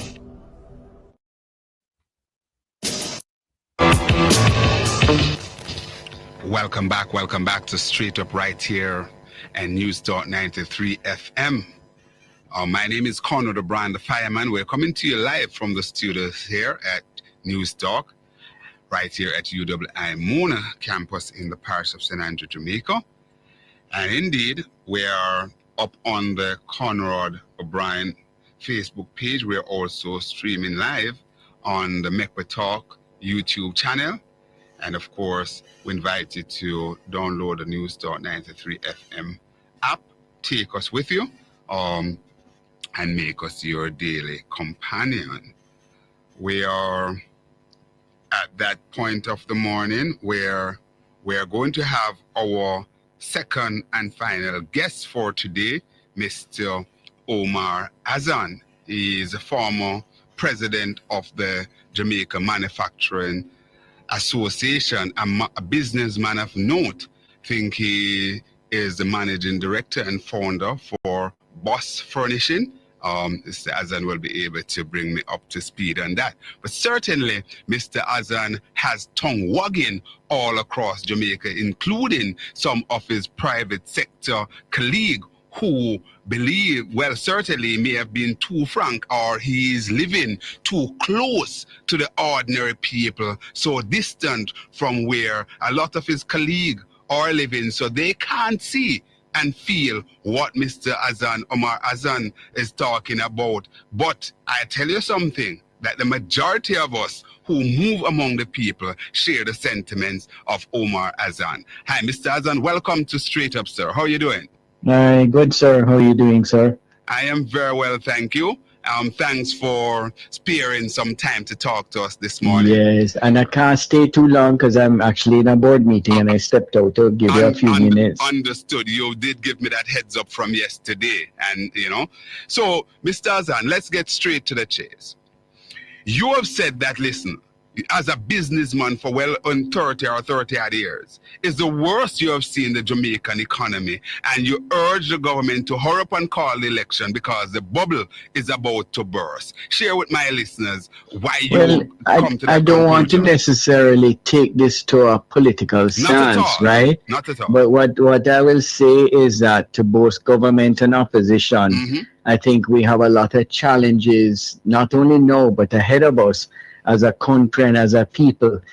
And we need to stop making things look as pretty and boastful as we seem out there. Businesses are challenged, the Jamaican people are challenged, and we need to find ways of find ways of growing the economy. When we see growth rates that we've been seeing over the last 5 years and inflation outpacing the growth, what we're saying is that Jamaica on a whole is literally taking a step backwards rather than a step forward.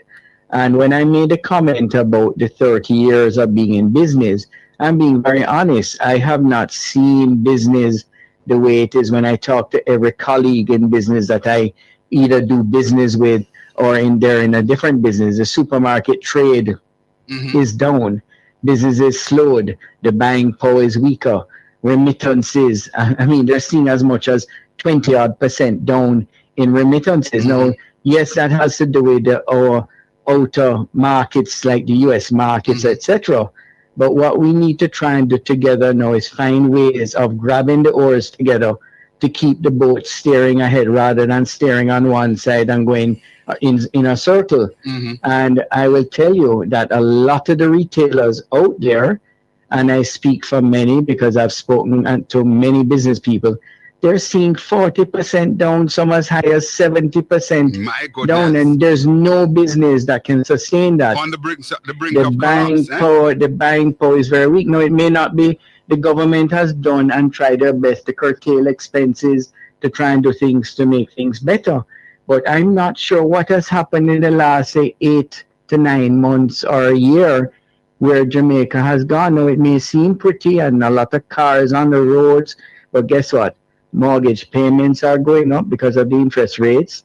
Car payments are going up because of interest rates. Insurance costs are going up, and salaries are not keeping pace with all the additional expenses. So we need to, as a country, to find a way to sustain us and to be able to find ways of getting better at what we're doing to ensure policies are in place to allow businesses and the Jamaican people to be able to sustain and to be able to make it through these challenging times. Good. So my thing is to say is that it is tough out there, and it and I don't want to speak about my own company, but I would say for the majority of Jamaicans out there, there are one or two maybe doing well, right?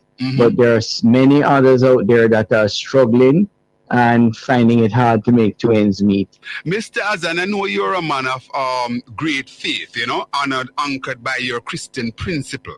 Is it that which give you that that zeal or that forthrightness to speak the truth while others in the private sector, your colleague, I am a Christian, and I'm bold to say I'm a Christian. I love the Lord. And there's one thing that the Lord protects you, no matter what you say. Once you say it with Him in mind and Him guiding you to say what you need to say, there's nothing to fear. So I'm not fearful of anything. I only speak the truth, and I don't think of myself. I think of the Jamaican people.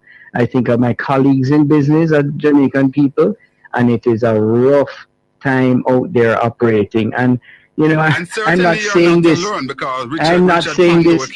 I'm not saying this to bash government, because I would assume that government is doing all they can in their own wits to try and make things better for the Jamaican people. But I am just speaking, I would say, on behalf of my company, my business, my personal life, and I would say on behalf of many Jamaicans out there, that it is very challenging, and we need to find ways together to work together. And even from the political side, both opposition and government really need to find a way to come together to make things better for the Jamaican people.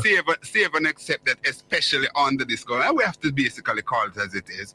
Especially under this government, it is basically about one-upmanship. We saw the whole thing with the Portmore Parish. We saw this with the ombudsman and so on. So, we have to call on those who are at the helm, because Jamaica, based on how it's configured, somebody in government, they believe that, listen, they own Jamaica and so on, and they basically flex their muscles. So, Mr. Azan, in terms of when you give the information that you have given out there, people pivot, in government, and they say, boy, but unemployment is down.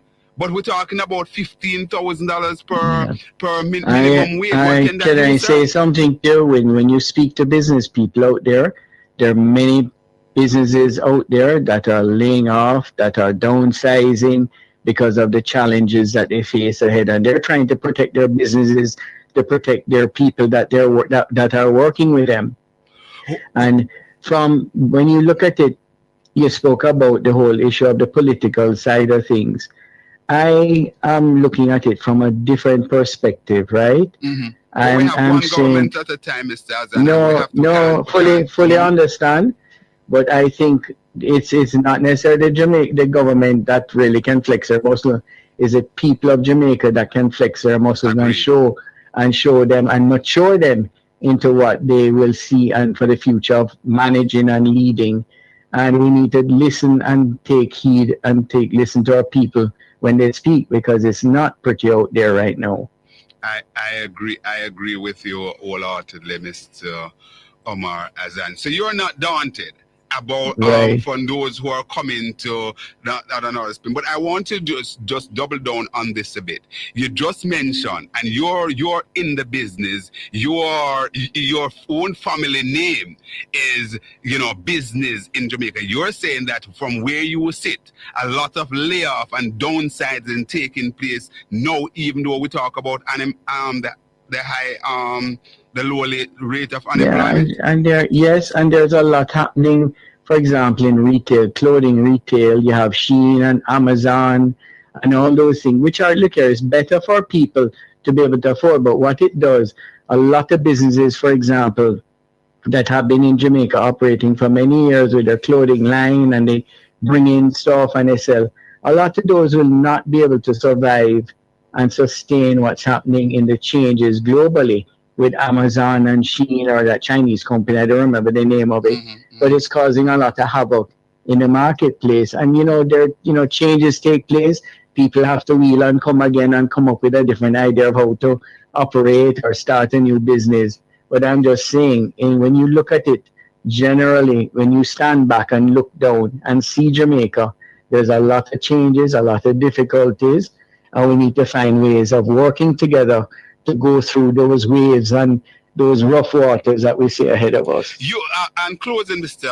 Azan, because I want to allow you to go back to Yes, your and I meeting. have to go back. Yes. So in closing, you operate in a particular space. You know, you're close to your people, close to your staff, close to the community that your business in.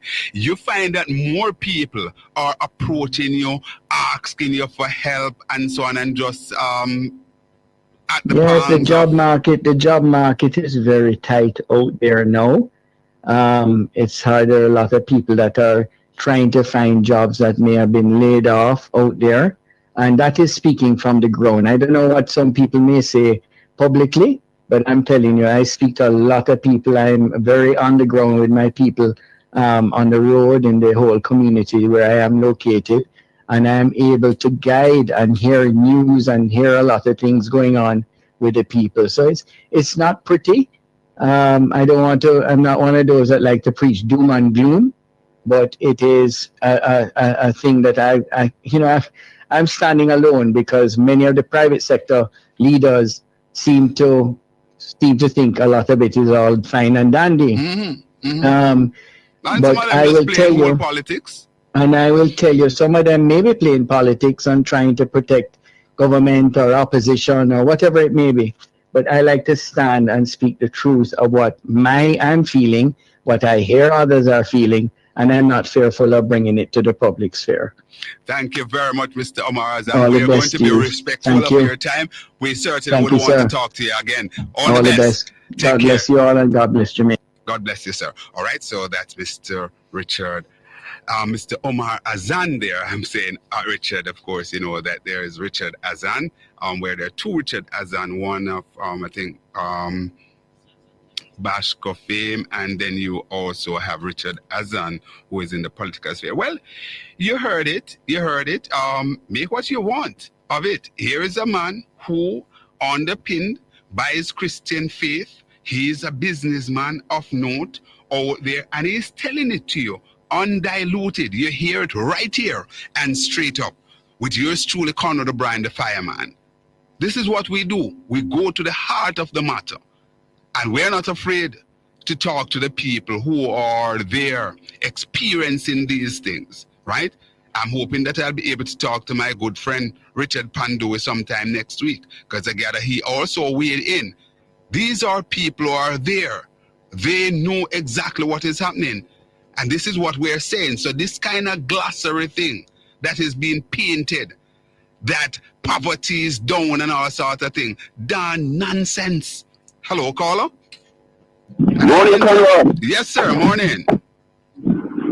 What an interview. Great interview you have this morning with Dr. Peter Phillips and with Mr. Omar Azan just a while ago, Conrad. Thanks a lot, Al. You know, I want to hear you nice and clean. So you can just get to a quiet space, please. I beg you. Well, Conrad, we live in a world where deception has become acceptable. We live in a world where people believe that they can tell you anything and it must be accepted as truth. We live in a world where falsehood becomes truth and lies is absolute truth. Let me say this. I notice I'm on the road, Conrad, as you know, I travel around the country. And I notice the government having a lot of surveyors, having their telescope and they are measuring roads. And I know that this measuring of roads is an intention to break ground. Before you move, before you go there, I'll give you back your time. But just let us just spend 1 minute, 60 seconds. And you observe what Mr. Azan just said? Yeah, but in there, but that's why I started here with the road. Go ahead. Yes. Go ahead. Yes, I noticed that they are all out there because the government's intention is to be break ground all over in order to tell the people this is the intention. It's for the third term. But let me say this to you. Figures don't lie, but lie are the figures.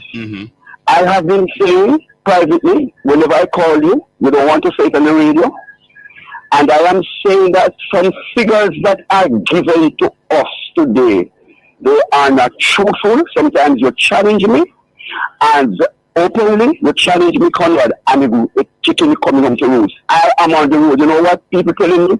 The plaza have been closing several shops because they can't pay the rent. Because the only survival business today are those who are selling chicken, fried chicken, and rice and peas, which is called a little restaurant, and some soup. The close people and the people who like Mr. Azan, who is in furniture, because the market is flooded from Amazon, Alibaba, and other parts with cheap goods, comparing to we competing with them, and our cost for labor is too high and electricity. So what we find, Uncle Conrad, is that people are buying, that who can afford to buy, are buying at the cheaper place, one, and the money now that the people get for their salary is only can buy food. That is weird, because he said something very important there, and of course we can check this. Remittance is certainly down by about 20%. So is tourism, Conrad. So is tourism, because of Donald Trump and his stupidity. But I want to say something, Conrad. This prime minister is the only prime minister out of 183 countries in the world that has not challenged Donald Trump on the tariffs. Why? Why do you think so? Tell me. I'm going to give you the answer, but you tell me why. No, I don't know. Make your point. Well, because he's weak needs to challenge Trump and the benefit, right, that Trump might support him in the election. Let me say this to why people are suffering. The tariff is hurting the business people here, Mr. Johnson, here, Mr. Omar Azan, all of the people are talking about the tariffs. So who does import them? Mr. Johnson. Mr. Johnson is president former president of the Small Business Association. Yes, and woman radio. And what they are saying, those who don't. Richard Pandui also weighed in. Mr. Pandui from Westinco. No, right? not Westinco, separate group. Yes, right. I heard Mr. Pandui. The government do not stand up for the people. This government has sold the people out to the United States government, and will never stand up to fight on the behalf of the people. It is not like what Dr. Phillips or Portia, PJ, or Michael Manley would have done, right? There is no standing up. You know why? Because the people is at the bottom from Mr. Andrew Honey. The poor in particular is at the bottom, while the rich is being embraced. But the rich now is resisting him. And I tell you why. Because the rich realize, like Tulsa, but in that guy in Conrad, Mr. Musk, that the policy that Donald Trump has created has caused him billions of dollars in losses. And because Andrew has failed to stand up with the percentage in terms of the tariff, the rich is saying, away with you. So listen now, I get into the point. I heard Cliff Hughes with our school talking about young people. I am on the road. And the young people are totally against the government. Because why? They see a division between police and them. Because they feel the police is out to get them as young people. So they have no interest in Andrew. So Cliff Hughes, let me answer you. You was fighting, and I would do it because of my Christian principle. But you continue to fight and you defend this government with all kind of strategy and polls. Hear this, Conrad. How can I trust a man? Rob for me, coming to close. How can I trust a man named Cliff Hughes, who is a journalist in this country, said to be a journalist, that came out and told the Jamaican people that I see wanted to get the Prime Minister because his mother put 380,000 in our account somewhere, and the Prime Minister never more aware of it. And I see he spent millions of dollars to investigate 380,000. How can Cliff Hughes know, and find out that Logoso, a 28 bank account that has whole heap of money more than that? And he comes to the poll and we must ask to believe him. You're asking a fish to ride a bicycle from off a tree to something, is that? All right, not a lot said there this morning. Yes? Huh? Yes. Conrad, a lie, 1,000 years is still a lie. And a liar, a millionaire is still a liar. We cannot change. All right, Al. Thanks a lot. Thanks a lot. All right. Thanks a lot for that. All right. We are up on the final break. Let's go there. Suka.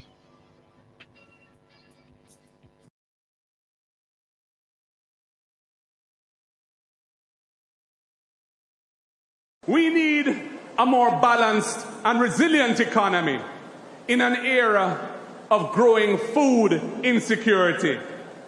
So look out for the transformation of agriculture and the blue economy, our maritime economy, to drive rural development.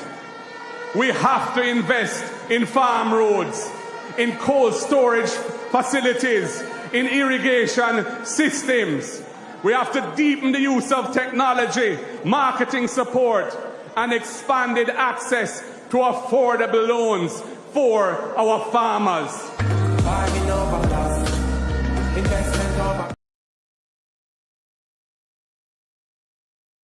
All of a sudden, everybody turned on. The better learn that in any organization is only one done by rule.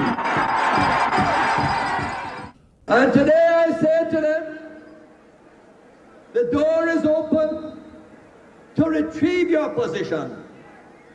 Take a candle, sing a Sankey, and find your way back home. Land and housing are fundamental development priorities.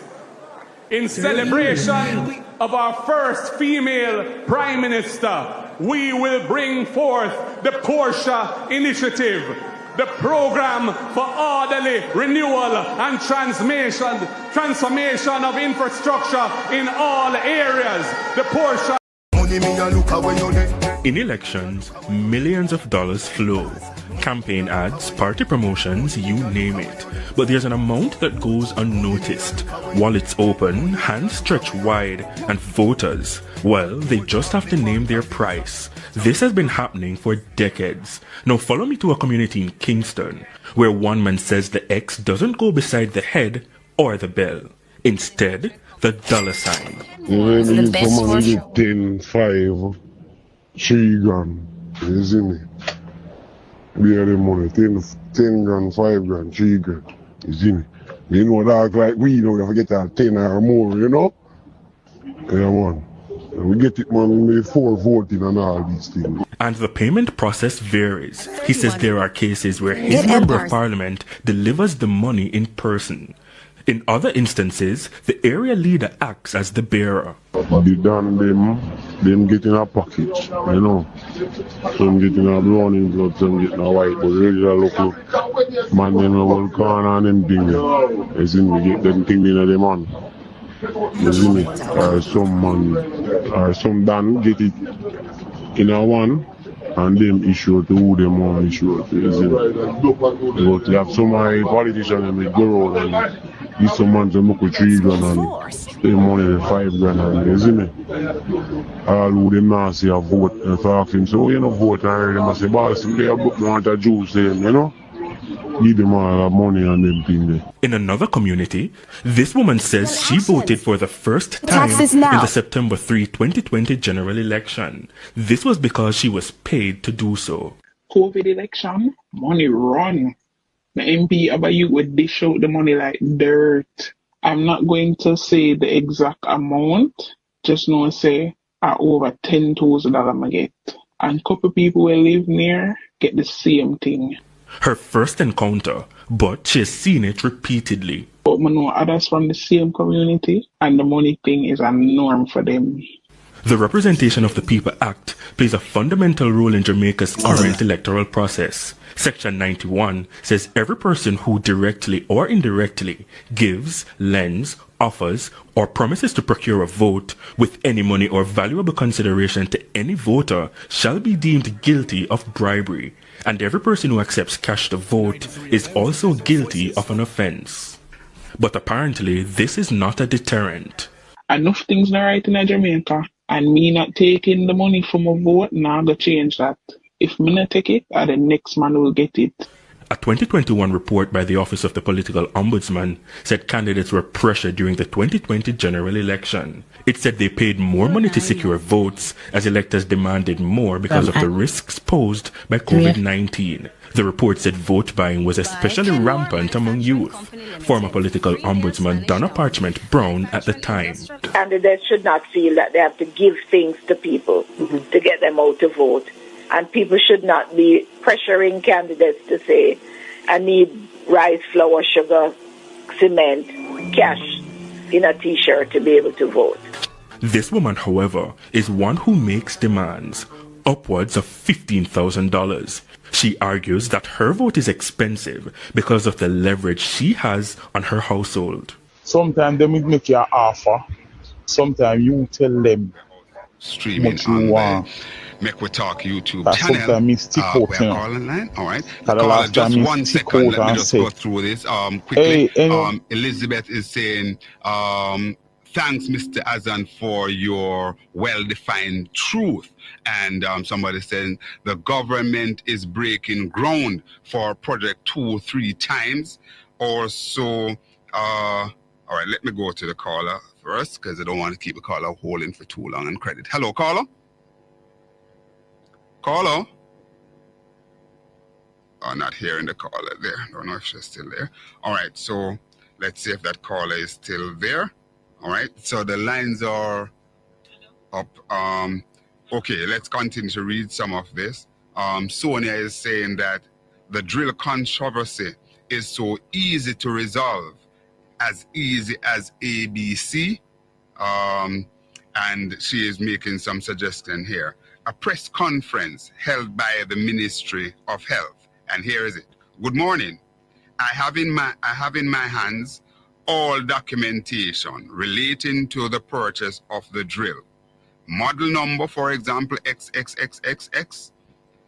I invite all journalists to take a picture of all documents for publication in their media. All right? I will pass the mic over to the company which was awarded the contract. The spokesman for the company take the mic and does the same thing. Present all documentation to show the person affiliated with the company and all documents they have relating to the same drill. Excellent suggestion there, Sonia. I buy into that, all right? But will they do it? Hello, welcome, caller. Hello, morning, Mr. O'Brien. Hi, good morning, sir. How are you doing? I am fine. I used to talk to you while I was in Jamaica, but since I'm not in Jamaica, I tried, but I get on the Mexico program with Justice Tavares on YouTube. So I get to connect and hear the program once again. Very well, and you can also, always join on the Conrad O'Brien Facebook page and Conrad OB TikTok. Also, you're able to download the News.93 FM app and listen to us there. But we're happy that you are listening to us via one of the channel, which is Make We Talk. The Prime Minister, I mean, when I look at it, right, as a person being in America here, I've never seen, whenever there's any social thing to give out, it will not be done. Sorry, you sound like a voice that used to call me back at Hot 102. Yes, man. Yes, man. Yes, man. I mean, this is one of the program I used to listen to it for years. All right, cool. But I see the Prime Minister going around like him giving away a one house here and a one house there. And I believe the Prime Minister should not be issuing out any form of benefit. It should be the social ministry, whether the welfare ministry, because if you look at it, whenever there's a program anywhere in America, you're not going to see Donald Trump issuing out to any individual citizen or Biden. It will be done through the relevant authority, whether the Ministry of Social Justice. Well, and I think you know, caller. I think You know, caller, that those houses, and it's a shame. A house, for example, may be ready for a poor person, and say the house ready 8 months ago.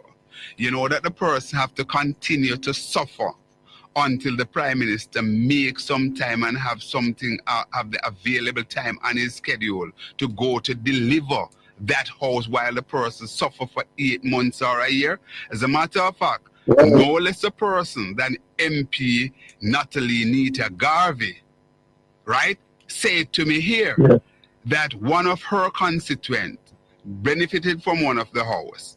She and her son and daughter, I don't remember if it's one or two children, one child or two children she had.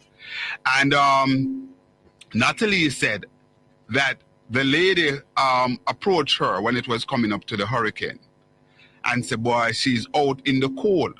And she advised the lady to move into the house because they knew it was hers and it was finished. The lady took her advice, move into the house.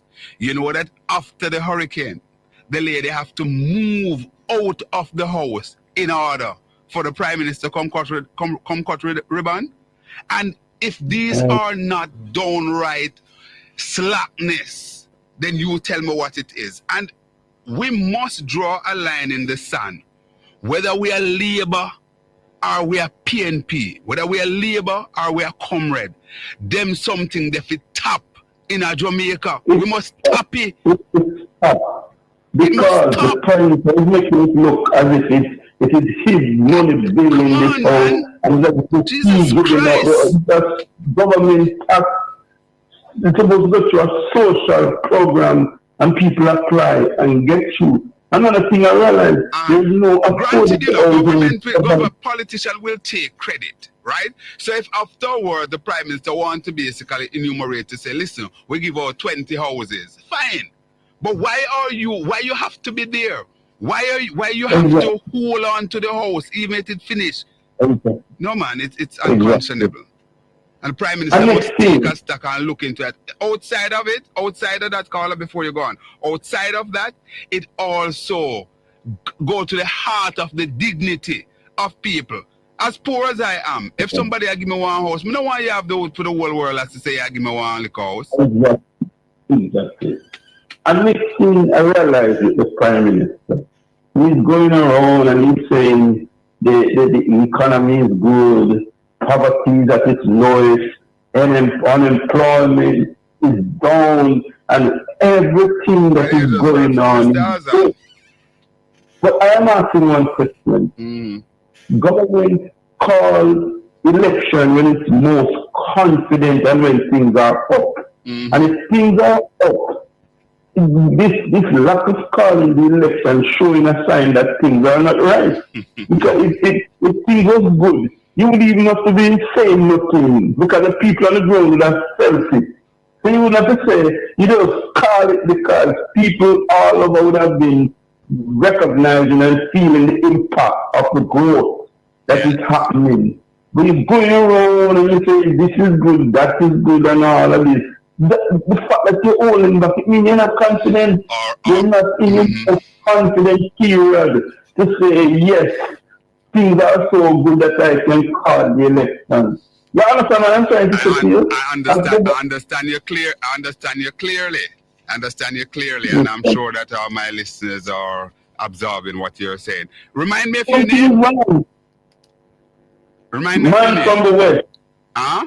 Man from the West. Man from the West. Man from the West. All right. Yes. All right, man from the West. Thanks a lot and continue to listen. We really appreciate your support. Blessings. All right, all the best. Okay, so that's man from the West there. You know, what you make of what he just said. Certainly, you know, it's interesting to hear what's coming out there. And the Observer is carrying on its front page this morning a picture of Dr. Alfred Dawes, opposition spokesman and health. There's a file picture there, and it's saying neurosurgical drill dispute taken to court. So there is the case have been taken over to court. The $31 million neurosurgeon drill sold to the South East Regional Health Authority, SARA, by medical technologists has mushroomed into a lawsuit filed by the company and the Kingston Central Member of Parliament, Donovan Williams. Hello, caller. Morning, Mr. O'Brien. Jeffrey Tavares here from the Make We Talk program. Hey, hi, Jeffrey. How are you doing? Welcome, sir. Thank you.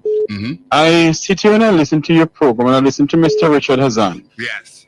No, not Mr. Richard, Omar Azan. Omar Azan, yes, I apologize. Omar Azan, Mr. Omar Azan. Yes, sir.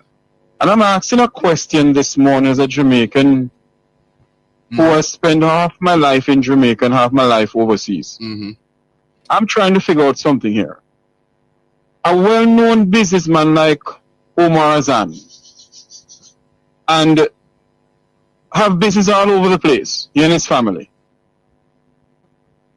What sort of world is the Prime Minister and his technocrats living into? What sort of Jamaica they living into? Because if this man can come out and say said what he said, and then they're saying the poverty rate is down. Conrad, you and I have the same thing where people call our phones and say, Conrad or Jeffrey, we need your help on something. And I'm trying to figure out what sort of Jamaica they're living are these people living in? They're living in a cocoon, a bubble. The Prime Minister, and let us call a spade a spade. This former Prime Minister, Bruce Golding, was traveling into a Volvo that has a breakdown with him. Portia Simsimila was doing the same.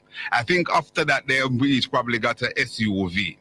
Now this Prime Minister have an entourage of maybe about 7-8 vehicles traveling with him whenever he is moving, and we're talking about top high-end vehicle that cost hundreds of thousands to gas them up just to move, say, for example, from Kingston to Mandeville. That is what is happening here in Jamaica, Jeffrey. The Prime Minister, my memory serve me correctly. The Prime Minister traveling. When he become Prime Minister, he must cut out some of those fat, cut out some of those nonsense. It's not needed. The Prime Minister, if my memory serve me correctly, I'm yet to be corrected. I think his traveling allowance is $1.something million. That's his traveling allowance. And while Jamaicans can't even buy a tin of shakeout, they can't hardly buy a hard dough bread. And now let us turn to this new drill issue. And 28 bank account and $3 trillion in accountable in this country. At one point, this administration, along with the ambassador overseas, was saying that a Jeffrey Tavares and a Wilfred Rattick and the Dirty 30 was bringing on brand Jamaica. Now I want to find out something. Here. This new drill, how do I call it? Isn't it bringing on brand Jamaica? Indeed it is. The purchase of the newer drill and the people who entered into such a what one could almost say a criminal arrangement, you know, because indeed that's what it is. And I must say, hold on, Jeffrey, I must tell you this, that this morning, the program that I was on last night, it was sent to me by a surgeon, a top surgeon this morning, hailing me for being so forthright. And he is in the business, and him say, if this is not wickedness at the highest level, then he would want to know what is wickedness. It is sad. Yes, a lot of people don't know, but I worked in the Cayman Islands for many years. My former boss is a former student of the University of West Indies Medical School, Dr. Steve Anthony Tomlinson of the Cayman Islands. I worked with him for years. And when he was building the Chrissy Tomlinson Hospital, I had the pleasure of traveling overseas with him to get medical supplies and all those things. And he taught me a lot. I called Cayman and I asked questions about this drill. And they were saying to me what they're going on in Jamaica is utter nonsense. And the people of Jamaica sit down. Of course they must go to prison. Right? Somebody must drag to the court and be prisoned. And people must go on road, go protest these things. Jamaicans must wake up because what is going on in this country? If you check the invoices, we go burn down things and carry on and on, but people must go out there and stand up and show bodies in the road and say, "We serious, man." It cannot continue like this. It can't continue. When you look on the invoice, Mr. O'Brien, the date Americans don't write dates like how Jamaicans write date. Well, thank God. I heard that I heard from your friend and my friend colleague Wilfred Rattigan, you know, that they're checking the handwriting, they're even checking the date when the ink was put on the paper. So let's see what will happen. Somebody if you wear short trousers. Of course. And it's full time the Jamaican people wake up. I'm gonna say this on this program before I go, Mr. O'Brien. Yes, sir. The soul of Jamaica's democracy lies in the hands of the Jamaican people. Mm-hmm. The soul of Jamaica's democracy lies in the hands of the Jamaican people. It is today that our best work can be done, and not some future days or future years. The sense of urgency is what we must have today, knowing, as the saying goes, eternal virtue is the price of liberty. The price of liberty, my Jamaican people, is to stay alert, seek the truth, and to actively participate in the fight for the democracy of Jamaica. Mr. O'Brien, have a good afternoon, sir. Bless your soul, bless your soul. I'm sure that what you said warmed Mr. Azan's heart and so on, and it dovetails so nicely in what we heard from him. You know, others came out this morning, cheerleading on the government side and talking nonsense because what? The belly full? Let's see if we can. All right, Jeffrey, all the best. Let's see if I can take another two before we close out. Thank you. All the best, all the best. That's Jeffrey Tavares of the Make We Talk YouTube, popular program Make We Talk there. So he is, and of course we're streaming live on his platform now as well. My name is Conrad O'Brien, the fireman. We continue to burn right here at UWI Mona campus. Hello, caller. Morning, Conrad. Oh gosh, your bike kill me ears. Yeah, man, it's gone now, down. Go ahead. Where you going with it? You here? Yeah, man, the day are gone, you know. And the world are gone. Yeah, but we the people tonight, you know. Yeah, man. Yeah, we the people. Potter boil, but the youth not enough. Not tell them, man. Dirty tough. Eh? Look on the brain of the Father give you, man. Alright. Eh? Look on the brain of the Father give you. We want leader we govern for everybody. You know, Africa. Yeah. Go ahead, Africa. Speak.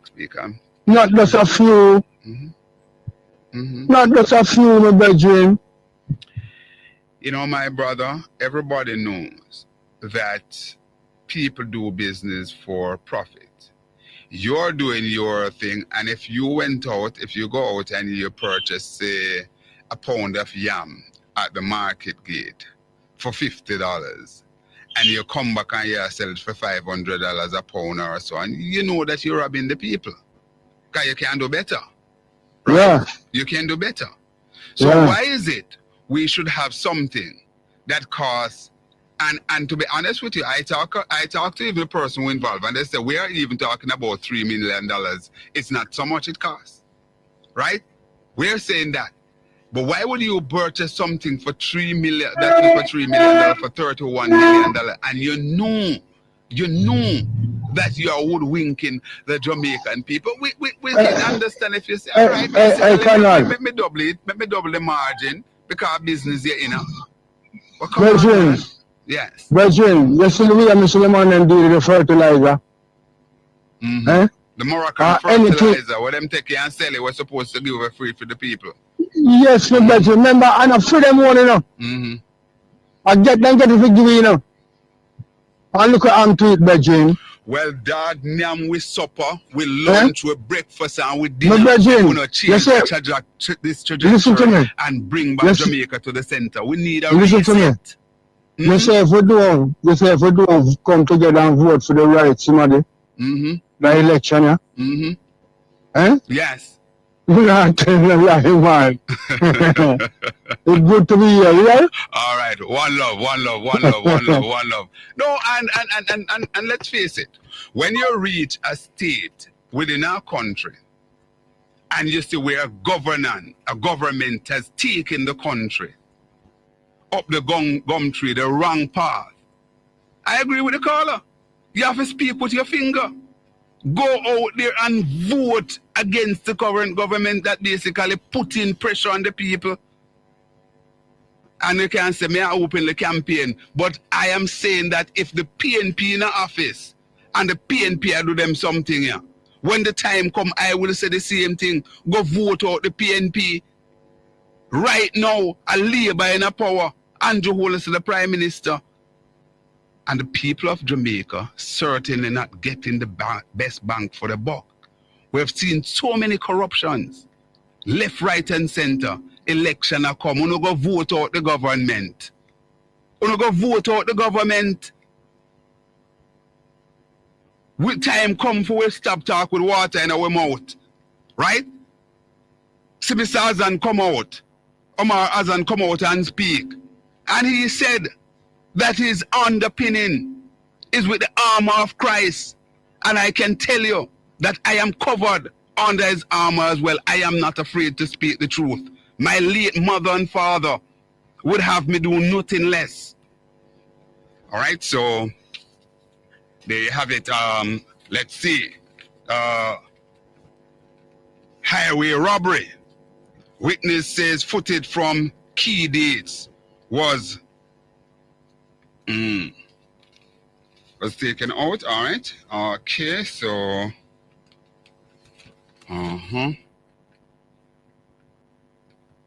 all right, and also police TJH crackdown on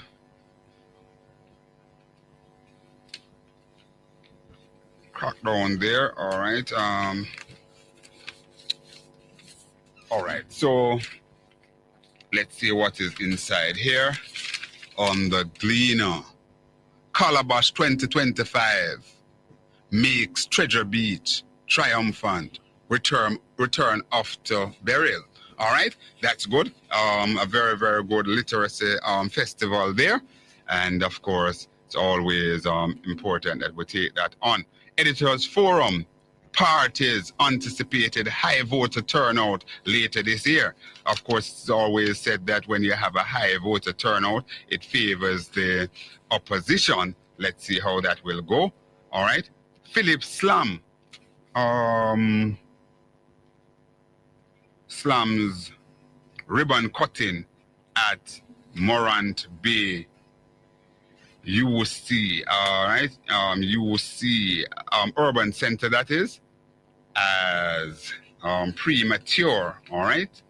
So those are some of the things that we're seeing there, trending.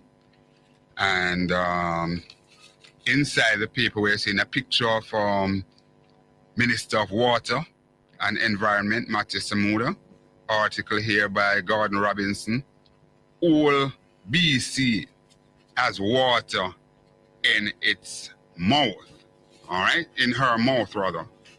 So let's see how that go.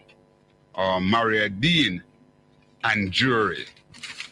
Okay, so that's it. That's close the play for today. Let me say thanks to Dr. Peter Phillips, the Honorable Dr. Peter Phillips, and also businessman Omar Azan, and also thanks to our friend Jeffrey Tavares and his channel, the YouTube channel, for broadcasting us also this morning, to my friends and the Conrad O'Brien Facebook page, and indeed to those of you who listen to us on the FM band and News Talk 93 FM, and those of you who are many listeners that listen to us and the online outfit of News Talk 93 FM.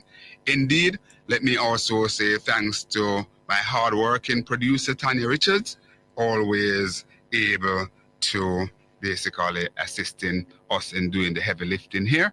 To all of you, all right, I see the messages on FB, unable to read all of them and so on, but certainly it is good to see you. Let me say good morning to Abo. Let me say good morning to Cynthia Rose. Let me say good morning to Elizabeth Bernard.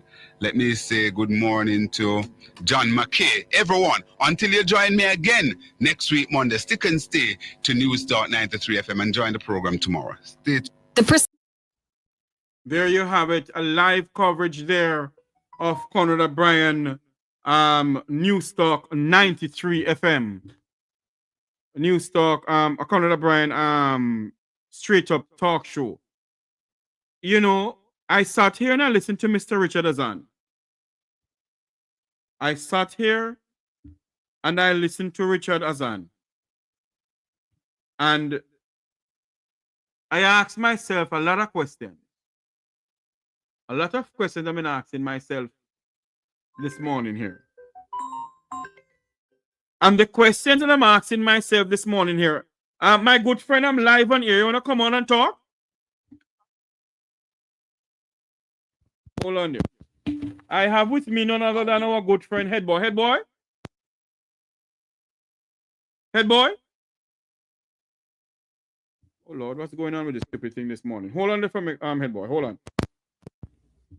Yes, Head Boy, go ahead. Hello? Hold on. Head Boy, you're missing the link? No, I can't come in on the link. All right, go ahead. No, I hear you. Go ahead. I hear you. Go ahead. Right. No, I am saying, no, you finish your thought, because you were saying something before I call, and I don't want you to lose the train of thought. You were saying something about Omar Azan. Yes, I was listening to Mr. Azan earlier on.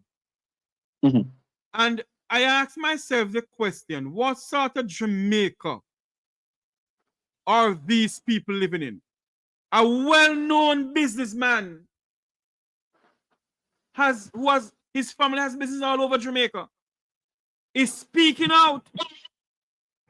And he said he's covered under the blood of Almighty God. He's not afraid of nobody. Just like me, I'm not afraid of no one. And if he's speaking out, obviously there's something fundamentally wrong in Jamaica. Head Boy, go ahead. Right. So I'm saying, Jeffrey, you know, it is men like Omar Azan don't have any political axe to grind. Yeah? They have no political favors to call. They have always done their business and they have always kept their head above the political fray and out of the political space. But as a businessman, when you are affected, you have no other issue but to highlight the issues you are facing. Yes. But at the same time, the Jamaica Labour Party supporters and defenders like Idiot Amin are on radio telling people how the economy is good, how unemployment is the lowest, how business confidence is up. But you are hearing some businessman say it's been the worst since for 30 years, for over 30 years. That means since the 1990s, it has not been so bad. Mm-hmm. Remember what happened in the 1990s, FinSA? Yes. So if a businessman who has so many years of experience is telling you the way they think about it worse than FinSA. My God. Before I go any further, Head Boy, I apologize. I meant to say Omar Azan, not Richard Azan. Omar Azan. No, man. Thanks Omar for the Azan. correction. Yes, Yeah? Head Boy, go ahead. So when we look and we see these people, and it's not only Omar, he's not alone, Mr. Azan is not alone. The Mr. Pandowi, yeah, has said this, has shared similar sentiments. Him saying now have to be looking at different markets to go to. Yeah? My God. And when we have an administration jumping up and down, yeah? Lying to the people. Lying to the people and telling them about how the economic conditions of Jamaicans are way much better. Then you ask yourself the fundamental question. What is really happening with these guys? Yeah? What is really happening with these guys? But you know what it is, Jeffrey? They're power hungry. Conrad said it right, you know. It's time for us to stop be diplomatic about it. They need the only third term they should spend is third term of prison term. Yeah? Yes. Because when you look at it, Donovan Williams and Carl Booth now and these guys are going to be suing Dr. Dawes. Yeah? You have Charles Sinclair in Montego Bay saying Dr. Dawes is intimidating and bringing violence to politics by the news. When them have a prime minister who say Andrew Holness. Eh? Mm. So you look at it, Jeffrey, and you see that these guys, the Jamaica Labour Party stand is less than 3 months they're out. So all we have to do is continue to watch, continue to keep them on to the fire, keep their feet to the fire, because it's obvious that over the next coming month they're going to be thieving a lot. Yes. Yeah? They're raiding the barn. Because what you sense, when a man knows a man lose something, eh? If him use hard and then hear say man use the bakery, him going to start eat 3 and 4 bread. Eh? And 5 bread because him storing up for a rainy day. And a lot of these things you see happening. Because how could Sarah come out and defend purchasing a drill 300 times more than what it was valid for on the market? Does that make sense? Makes no sense at all. None. What justification can a board which is appointed by government to represent the taxpayers of Jamaica and to ensure that the interest of, and remember now, you're not talking about anywhere else, in health care. I could understand if they were doing this in let's say they were doing it over national security, you could understand. But in healthcare, when you do lifespan death. You have some people who have no damn sense, Continue for me ahead, boy, because somebody's sending me something here. Send me the proof. That Sarah spent $31 million for the drill alone. So somebody's saying to me that Sarah spent $31 million for the drill and accessories. That's not how there were no accessories. There was no accessories. No accessories included when Sarah published this report. Sarah said this was the costing for the drill. Yeah? There was nothing called accessories. Yeah? There was nothing called, and even if let's say they were, why is the accessories so more expensive than the drill? Boy, I don't understand. It doesn't add up. But you see what happened? This is the JLP for you. They will defend the indefensible. They have defended the rape and the prostitution of Petrojam, but then thief the whole of the money from. Nobody has heard about what has happened at Petrojam since. They defended the raiding of Nisal, which was formerly the Rural Electrification Program. Yeah? They defended Nisal raiding by a former minister from St. Mary and relative, and the then Minister of Energy's cousin. So it was a family business happening at the Rural Electrification Program, and they didn't name Nisal. We have seen all of these corruption scandals, and every single one of them, some minister of government, some person in the jail, closely connected at high level, has been involved in some of these corruptions. Not one of them has been anybody doing it alone, Because Manuel was selling the land over where Andrew knocked down the house them. She wasn't doing it alone. She said she was representing the Sugar Authority, which you care. Yeah? So the JLP has started and what they have done, Go ahead, Jeff. And what I don't understand, you have some people taking what Sarah said. Sarah is coming up their ass. Yeah, but Jeffrey, how could a public body be suing a private citizen? Have you ever seen that in the history of Jamaica? There you go. Because you cannot sue a whistleblower. That's why you have a thing called the whistleblower legislation. Yes. Yeah? Yes. You cannot sue the whistleblower. What you need to do is bring the whistleblower to the table and say, show us what you know. Let us see if by happenstance we might have overlooked some things. But because you know you're a thief, you don't want nobody ball out, you're a thief. Well, hear me, Jeffrey. I go in the board of Sarah, including Wentworth Rocky Charles, presided over a board that was stealing taxpayers' money via the route of Medtech. And that's a fact. That's a fact. And that's why all the threats they make about taking down to court. Well, no, we can't hear no court. Yeah? Because they've been caught red-handed. And okay. Mr. Rattigan has shown the invoice. I have a copy of the invoice right here with me now. Let me say something here. Let me say something here. Number one, the date on this thing is the 13th of the 11th, 2024. That's not how they do it in the United States. Okay? Today is the 5th of the 27th, 2025. The date on this thing is a Jamaican date. Number one. Number two, American companies do not use seal. Right. They do not use seal, and this here, they have a seal stamp on this thing. Yeah. And only European companies use seal. And hold on there for me again, head boy. It did not say medical accessories. It says medical drill. A drill.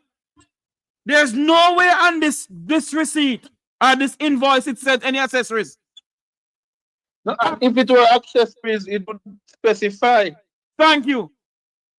It would have had to specify because then it would require to break it down. These guys have to understand procurement. In procurement, if you're buying just the drill alone, you have to say drill. But if you're buying accessories, you have to say accessories, this, and quantify the charges for each. Because each of them will come with their own charge. Not because the machine are coming, that means the parts will come with it now and get charged, you know. And number two, number three again, head boy. Number three, the invoice has two invoice number. Invoice number starting with 41, ending with 506. Invoice number and the same invoice starting with 290, ending with 254. How on earth can an invoice has two invoice numbers? No, there's only one invoice number. Come on, man. And if you're producing a second invoice, it's going to have the leader of digits. So if it was 91, 92, 93, 94, yeah? Right. It normally follows in a numerical sequence. So I don't understand. But anyway, you know, these guys are what they are, you know, Jeffrey. They're not going to change. The Labour Party in Jamaica specializes in lying, yeah? Obscuring, yeah? That's their thing. They are pathologically mendacious by nature. Yeah?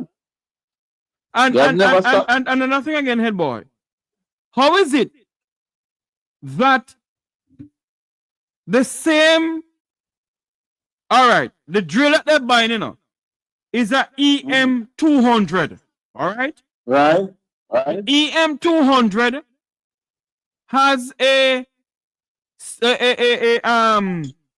invoice number ending with 506 and 254.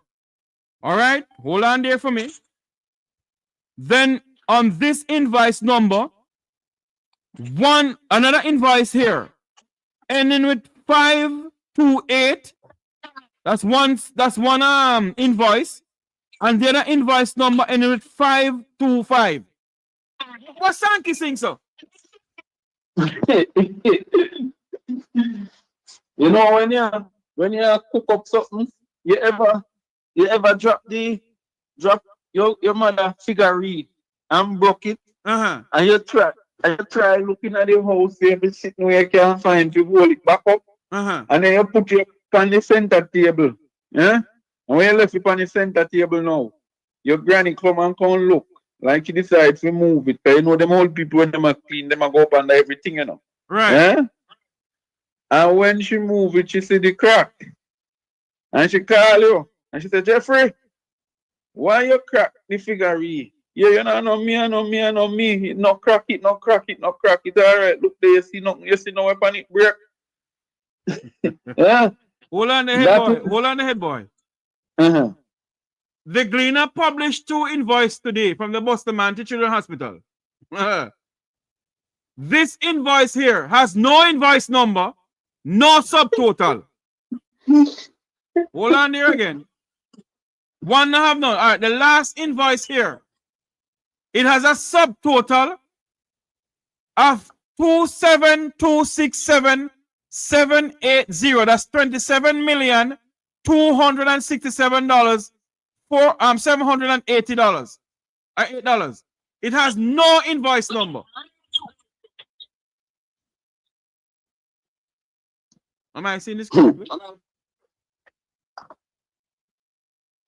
It don't say it. All right, all it's showing is Medtron, Medical Technology Limited. It's showing that Southeast Regional Health Authority, 25 Dominica Drive, Kingston 5, Jamaica. It has 11th of the 19th, 2024. Mm-hmm. All right, hold on there. Hold on there for. Come on, so maybe sir.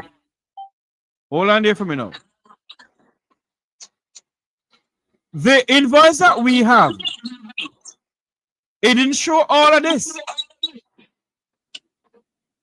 So how is it? But this still add up to $31 million, head boy. Right. Something still not add up here. Because let me tell you what the trick. Let me give the Jamaican people the trick. And I think a lot of vloggers have not even realized. Right? The so-called cost for this drill is supposed to be $27 million, you know. Right. Yeah? The maintenance part of it with Lammy, and I will have to give credit to Senator Lambert Brown. Yes. For having brought this to the nation's attention in February. Yeah, couple months after the action was carried out, you know. Yeah. Or before, I mean, couple months, yes, after the action was done in 2024. Now, when you look at it, what people are forgetting is that there's this $4 million is for maintenance. So that 4 and 27, you can't check good, but that sounds like 31. Mm-hmm. Yeah? So something is a loss here, because why would you then be signing a maintenance schedule for a drill that you claim is a new drill? And when Dr. Das says a refurbished drill, you say no, it's a new drill. So why are you going to have? You're supposed to have a warranty and something new. Thank you. Not a maintenance agreement. But hold on there now. Hello? Hold on there, the head boy. Lord Lamb of God says we don't have. Tool MR89CM 5mm 553 is $500,000. And then MR7 something not up here. MR8 7TD 136 tools MR8 7CM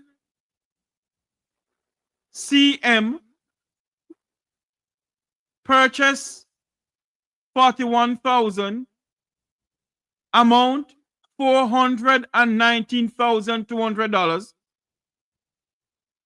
I have to take this offer here and send it to some medical people who know about this more than I do. But some head boy, are you there with us? Yeah, no, I'm listening to you, but the numbers are not adding up. No. But what is for 4? What is the 4? What is the 41,000 quoted in USD? Yeah. Hold on there. Let me see something here. Is it US dollars? It did not say US or Jamaican currency.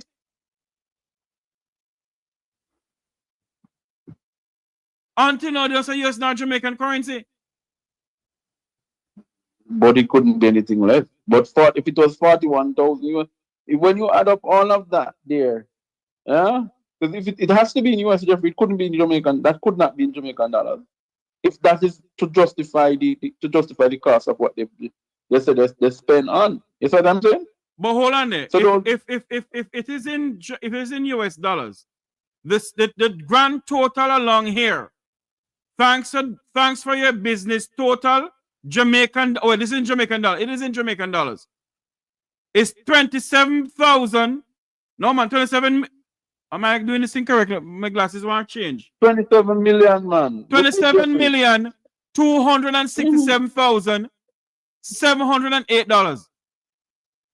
That's what I'm telling you. Those figures were in USD, and that is how the sum total come. But let me show but something. hold on, hold on there. No. One second, Jeffrey. 1 second, because I want to point out the lie. Go right? ahead. Because what they're trying to do is they're adding on things to get to the 27 million to justify. But those other things that they listed were not included in the original contract. Those are other contracts that they had before this specific contract. Yeah? Trying to mix. Remember now that they got a contract for a similar one, a similar equipment before, that is why the equipment numbers are so close. A doctor could tell, because I'm not a doctor. Yeah? Yes. But from what I understand from what Dr. Dawes had said, because I keep abreast with the issue, remember that this is not the first time MedTech is doing this sourcing for the government. Yeah? So what they have done is, to me, it seems to have merged the rest of the equipment that they purchased together on one invoice. And all right. Say that they're correct. But it is an attempt to, what I'm trying to say, it's an attempt to circumvent and confuse people, because the contract was specific to a drill. It did not include additional parts or other drills. Yeah? So hold on there now, head boy. Because the invoices that I have, it only say a drill. It need not say accessories. Exactly. So hold on enough for me, head boy.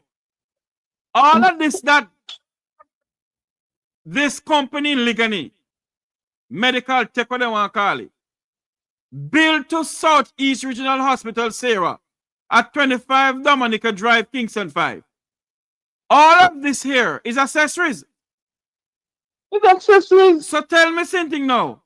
One of the accessories, MR87 MH30 MR87CM head number 202293. But just 1 second. Those were not listed in the original contract, and this is what I'm trying to point out. They were not listed. The first thing that we got from Sarah, remember now you have to go by this tape. This is where you catch people lying, This is where you catch them lying. Sarah said that the bid was for a drill. It did not say accessories. This that you are seeing here now, I'm not saying they're accessories. They can other drill too with different purposes, because the numbers sound similar as if they're other drills. So what I'm saying to you, Jeffrey, is that this is a bulk in itself of other things they have purchased to put onto one contract, but it's one thing them a buy. You with me? Yes. It's one thing they purchased. So these other things was just to bring up the cost to justify the 27 million. All right. The last thing that I called a while ago, the MR87MH30. That's the drill. That's the drill. It has on here $1,384,000. Yeah, and that's Jamaican dollars. Right. So that's the drill.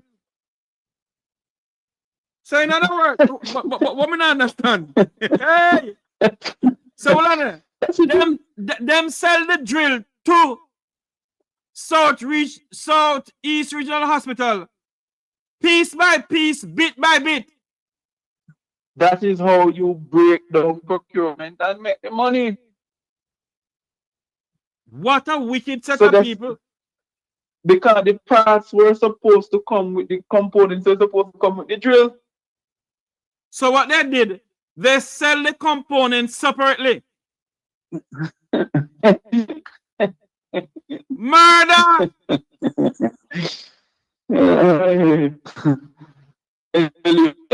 Jeffrey, so you exactly what they did. And that's what I'm saying to you. But in the first instance, when they went to market for a drill costing the 27 million. But they add up the things on it. Yeah? So hold on there, boy. That is really how procurement work in Jamaica? Yeah, they bypass it. Because let me tell you, when you cut it up, all right. Let's say an MP is issuing a contract to you, Jeffrey. Yeah? Let's show people just using basic contract. Remember now, you cannot get more than $1 million in contract unless it go to tender. Yeah? It used to be 500,000, you can get up to $1 million. In some instances, up to 5 million now for companies without tendering. Yeah? So you get what you do now? You get a contract. The contract is really $31 million. But you can't give Jeffrey the 31 million because you have to go get TCC and all of them things. Yeah? You have to go through all heap requirements. So what you do? You cut up the contract in a 5. You with me? That it don't come up to the amount personal level is $1 million and at a company it's $1 million. So you just cut them up. That's exactly what you do. So therefore, Jeffrey can get so if you buy a house, let's use a house.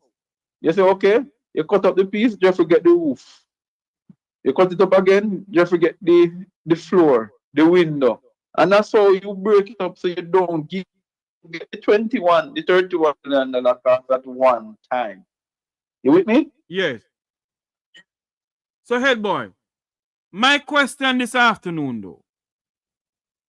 The permanent secretaries in the Ministry of Health, Jeffrey Baber said this evening.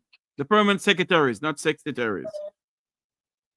What I want to find out, they don't have the cabeza to go on Google or take up the phone and call some people in the United States. On the sell drill?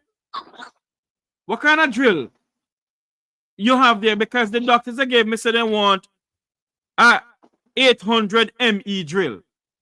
For word speaking. They can't do that time, head boy? Yes, they can. Because listen to me, you know why I asked the question? I was working in a hospital in the Cayman Islands for many years, owned by a father, a brother, to everything to me. Dr. Steve Anthony Tomlinson. I'm going to pray to call his name. And I was in charge of the storeroom. All right? And when I want anything to order, it goes up to the chief medical person for the hospital, which is him, or it goes to the accountants. All we have to do, he tell us what to order. I will sit into the meetings and I listen to the conversations. Many times we fly to Miami and we buy the stuff. We're gonna sit on the offices and show us the stuff and we buy it. We have never bought any accessories for anything that we are buying. So I mean, I understand how on earth that you people are gonna buy accessories for a drill, bring up to 27,267,000. You head, boy? Well, you see, Jeffrey, you have to understand now, right? You have to understand that the Labour Party in Jamaica believes that they can get away with everything because they supposedly believe that they have it in their pocket. They have certain sectors of society in their pocket. But what is happening is that, as Omar Azan rightfully says, the balloon is bursting. Yeah? The balloon is bursting. And I want people to understand all the noise that the GLP is making. Their internal polls have shown them winning only 21 seats.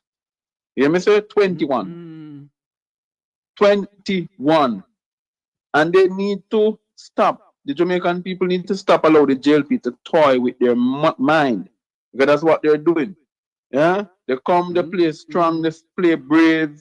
They tell you how unemployment down. When why unemployment is down is because nobody's looking at job. Because nobody wants to be underpaid. Yeah? When you have the most TikTok right now, why unemployment down is Jamaicans have turned because it's now disrespect to our people. But that's what they're doing on TikTok. Huh? Yes. Send me a wheel. Shoot. Huh? My God. So you have turned most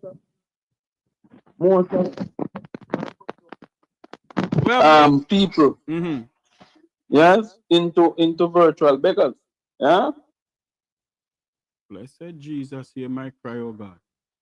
So, and so you wonder why the economy is not growing, because the purchasing power of these people dependent upon whether or not somebody shoot them a whale or a liar. Huh? We're in some serious time doing it, boy. Some very serious times. Let me tell you, Peter Phillips, I've been listening to Peter Phillips and I wanted to mention a little of what he had said too. I've been listening to Peter Phillips. You realize, right? You realize that. Okay, Jeffrey, I'm going to have to run. All right, no problem. No problem. No problem. All right. Take care. Cool. There's a call coming in, I think. Yes. No. I want good afternoon, Chris D. Chris D, give me a call. I'm going to discuss this thing, man. You are going to investigate it, Chris D.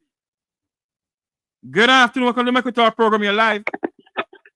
Well, I'm Jeffrey. Good day. I am here looking and living like brother. You know what? Boy, what do I call a program? What do I call a program, you know? Hello?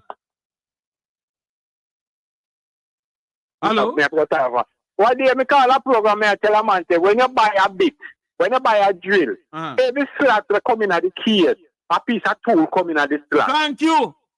All right? So if you don't go and buy parts, then every slot where in at the case where you see, something come in there. What Dr. Daza say, no, then take out the bit them and rent them when you want. If you use your thing, you go rent them at 18,000 a piece. Blessed Jesus, hear my cry, oh Lord. So nobody make nobody. You see, them a preach one doctrine like the drill is a miracle tool. I don't know more than a normal drill, you know, faster, you know. What them I use before, one hand one where they spin with their hand, and if it could have do the work. Hello? Oh Lord, I didn't hang up on him at all. He hung up on himself. What happened there? I don't know.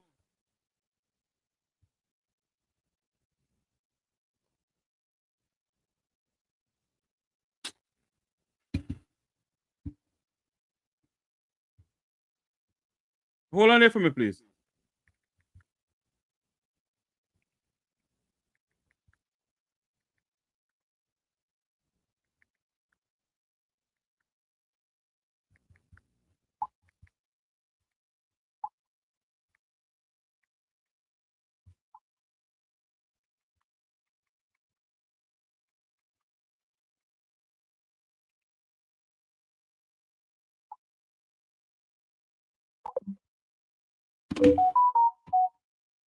My God, I don't know what's going on in this country. All I can tell you people is that Jamaica is in a serious spot. Chris D, give me a call, number 9545298030. Because this thing here,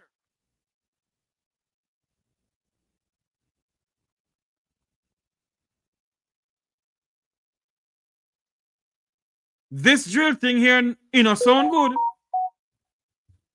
It don't sound good. It don't look good. I have some people who they can't tell me must look. There is absolutely no way.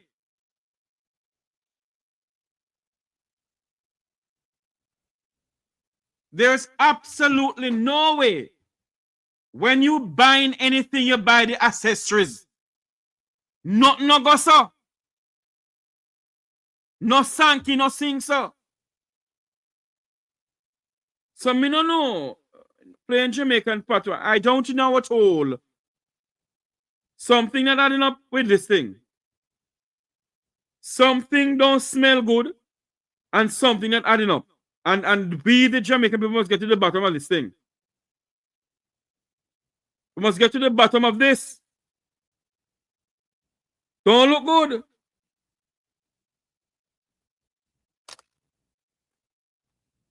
Do not look good at all.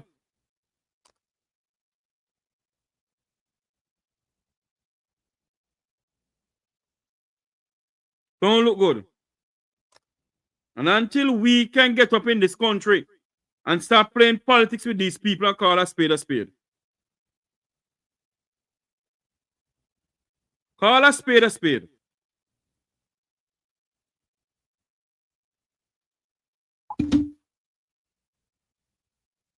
They cannot spend $31 million on a drill like that. Eh? Of course. You're so correct. Jamaica gone back to the 1980s.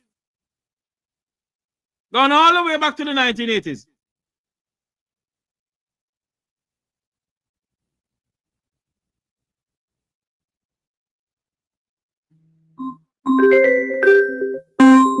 Good afternoon. You're live on air.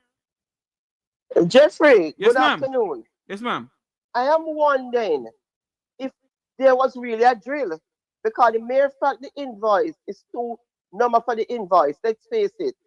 It's like I go up and I buy something and I work with a company and I make up an invoice. it don't add up. There's something, some padding went on. And not I'm only that, wondering if I and not only that now, the companies is giving out an invoice this morning. Oh, yes. Well, sorry, there is a invoice number on this one Yes. that the company sent out. Yes.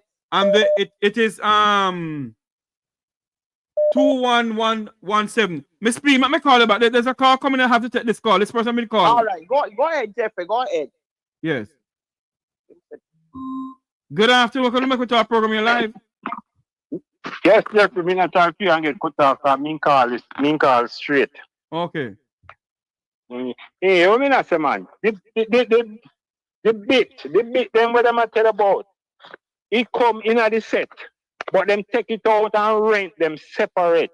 One caller say when she do an operation, she have to rent the bit for 18,000. Right? So them know. So them, in fact, even if you go back and look on it, when Tufton in the hospital and them a demonstrate to you, if you look on the table on the limited amount of bit where they have on the table, so you realize that remember the drill the exact drill where they mean by them in a demonstrate to him, you know. And if you look on the table on a few bits where in the on the table, you know say all where them do know I had things to push up the price, make it look like it worth it. Right? They never have those in it. If they have them in it, then take them out and separate them, because I buy a fridge. I went to Court and buy a fridge, and the fridge, I did not get the ice maker in the freezer, and I did not get the cover for the butter tray. And when me go back to Court, the one where they on display have been all of those things. So then take them out and sell them separate. Yeah. That is a height of robbery. Simple. Right? But next thing or next point of me want to make. Enough how these criminals do. When they see them put a lawsuit on you, they know they can't win the case, you know.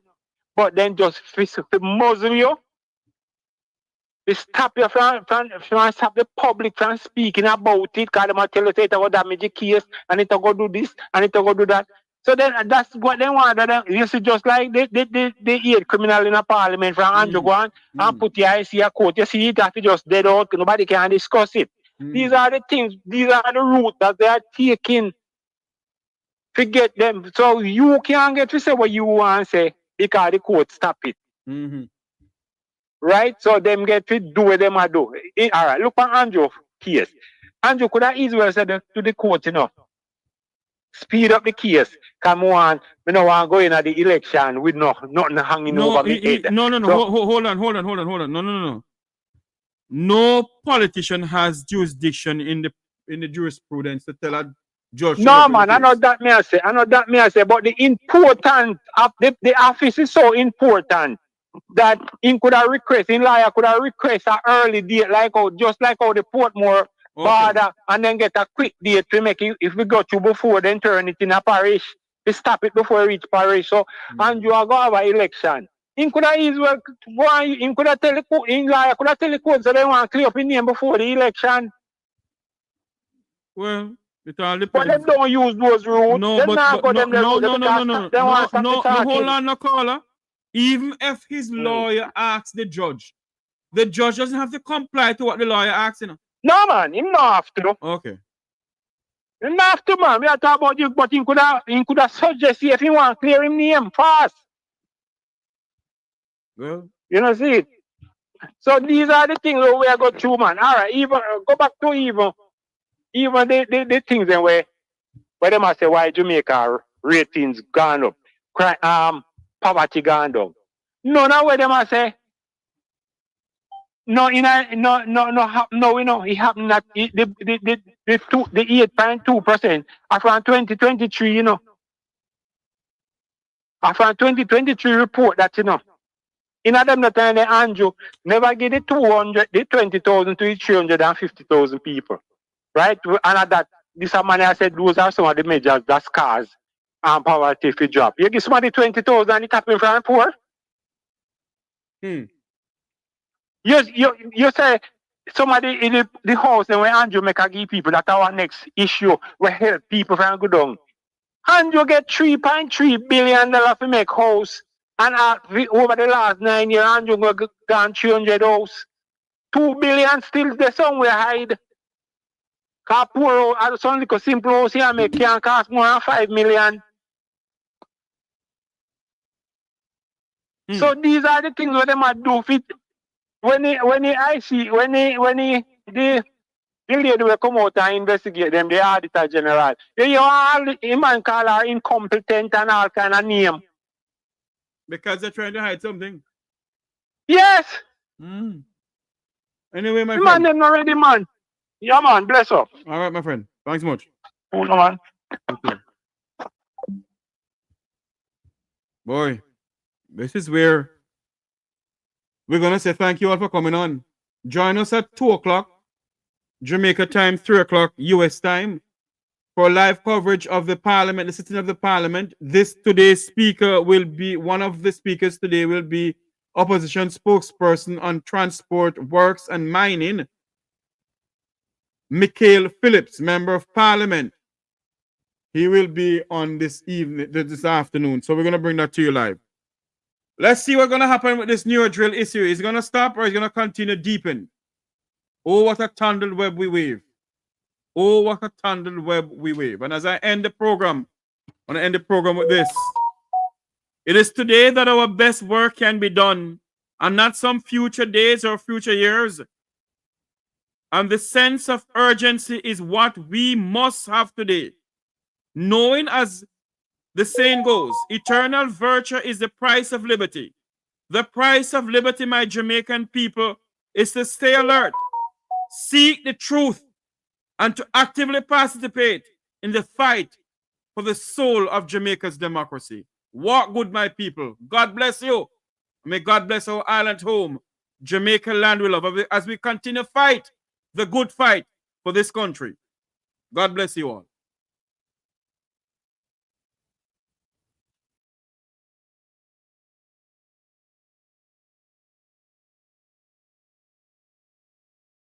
Unity is strength. Make we reason. Make we talk. If we see corruption in any shape or form, we're going to highlight it. Make we talk. Jeffrey Tavares represent yard and broad and the entire diaspora. As long as it affect the life of our nation, uncover the truth, make we reason, make we talk. And we don't care about no vumva viva va, no upper echelon, nobody's not above the law. As long as it not help Jamaica, make we talk. Make we talk. Unity is strength. Make we reason. Make we talk. If we see corruption in any shape or form, we're going to highlight it. Make we talk. Jeffrey Tavares represent yard and broad and the entire diaspora. As long as it affect the life of our nation, uncover the truth, make we reason, make we talk. And we don't care about no vumva viva va, no upper echelon, nobody's not above the law. As long as it not help Jamaica, make we talk. Make we talk. Unity is strength. Make we reason. Make we talk. If we see corruption in any shape or form, we're going to highlight it. Make we talk. Jeffrey Tavares represent yard and broad and the entire diaspora. As long as it affect the life of our nation, uncover the truth, make we reason, make we talk. And we don't care about no vumva viva va, no upper echelon, nobody's not above the law. As long as it not help Jamaica, make we talk. Make we talk. Unity is strength. Make we reason. Make we talk. If we see corruption in any shape or form, we're going to highlight it. Make we talk. Jeffrey Tavares represent yard and broad and the entire diaspora. As long as it affect the life of our nation, uncover the truth, make we reason, make we talk. And we don't care about no vumva viva va, no upper echelon, nobody's not above the law. As long as it not help Jamaica, make we talk. Make we talk. Unity is strength. Make we reason. Make we talk.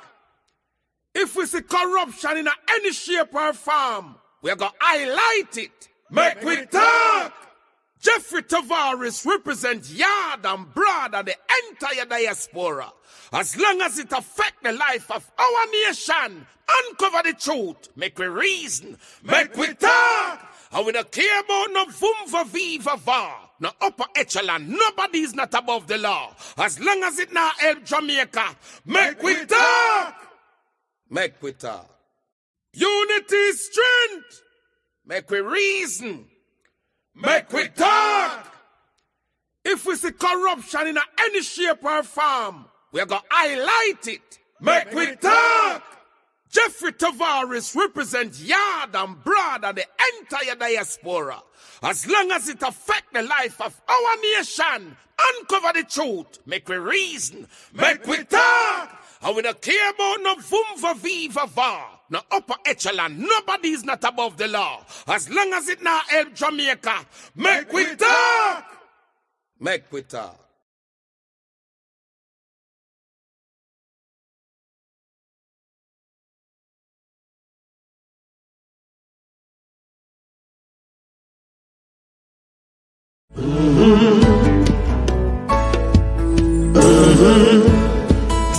When the game gets rough and this life just seems so tough, make we talk, my people, make we talk. When this town becomes an ugly place, don't let it erase the smile from your face. Make we talk, people, make we talk. Conversation is the key, a guiding light for you and me. Spark a talk and you will see. Conflict solver A to Z. World leaders master the art of self-defense just by talk. So people, make we talk. Hey, we're living in a world that on ourselves we must depend. Make we talk.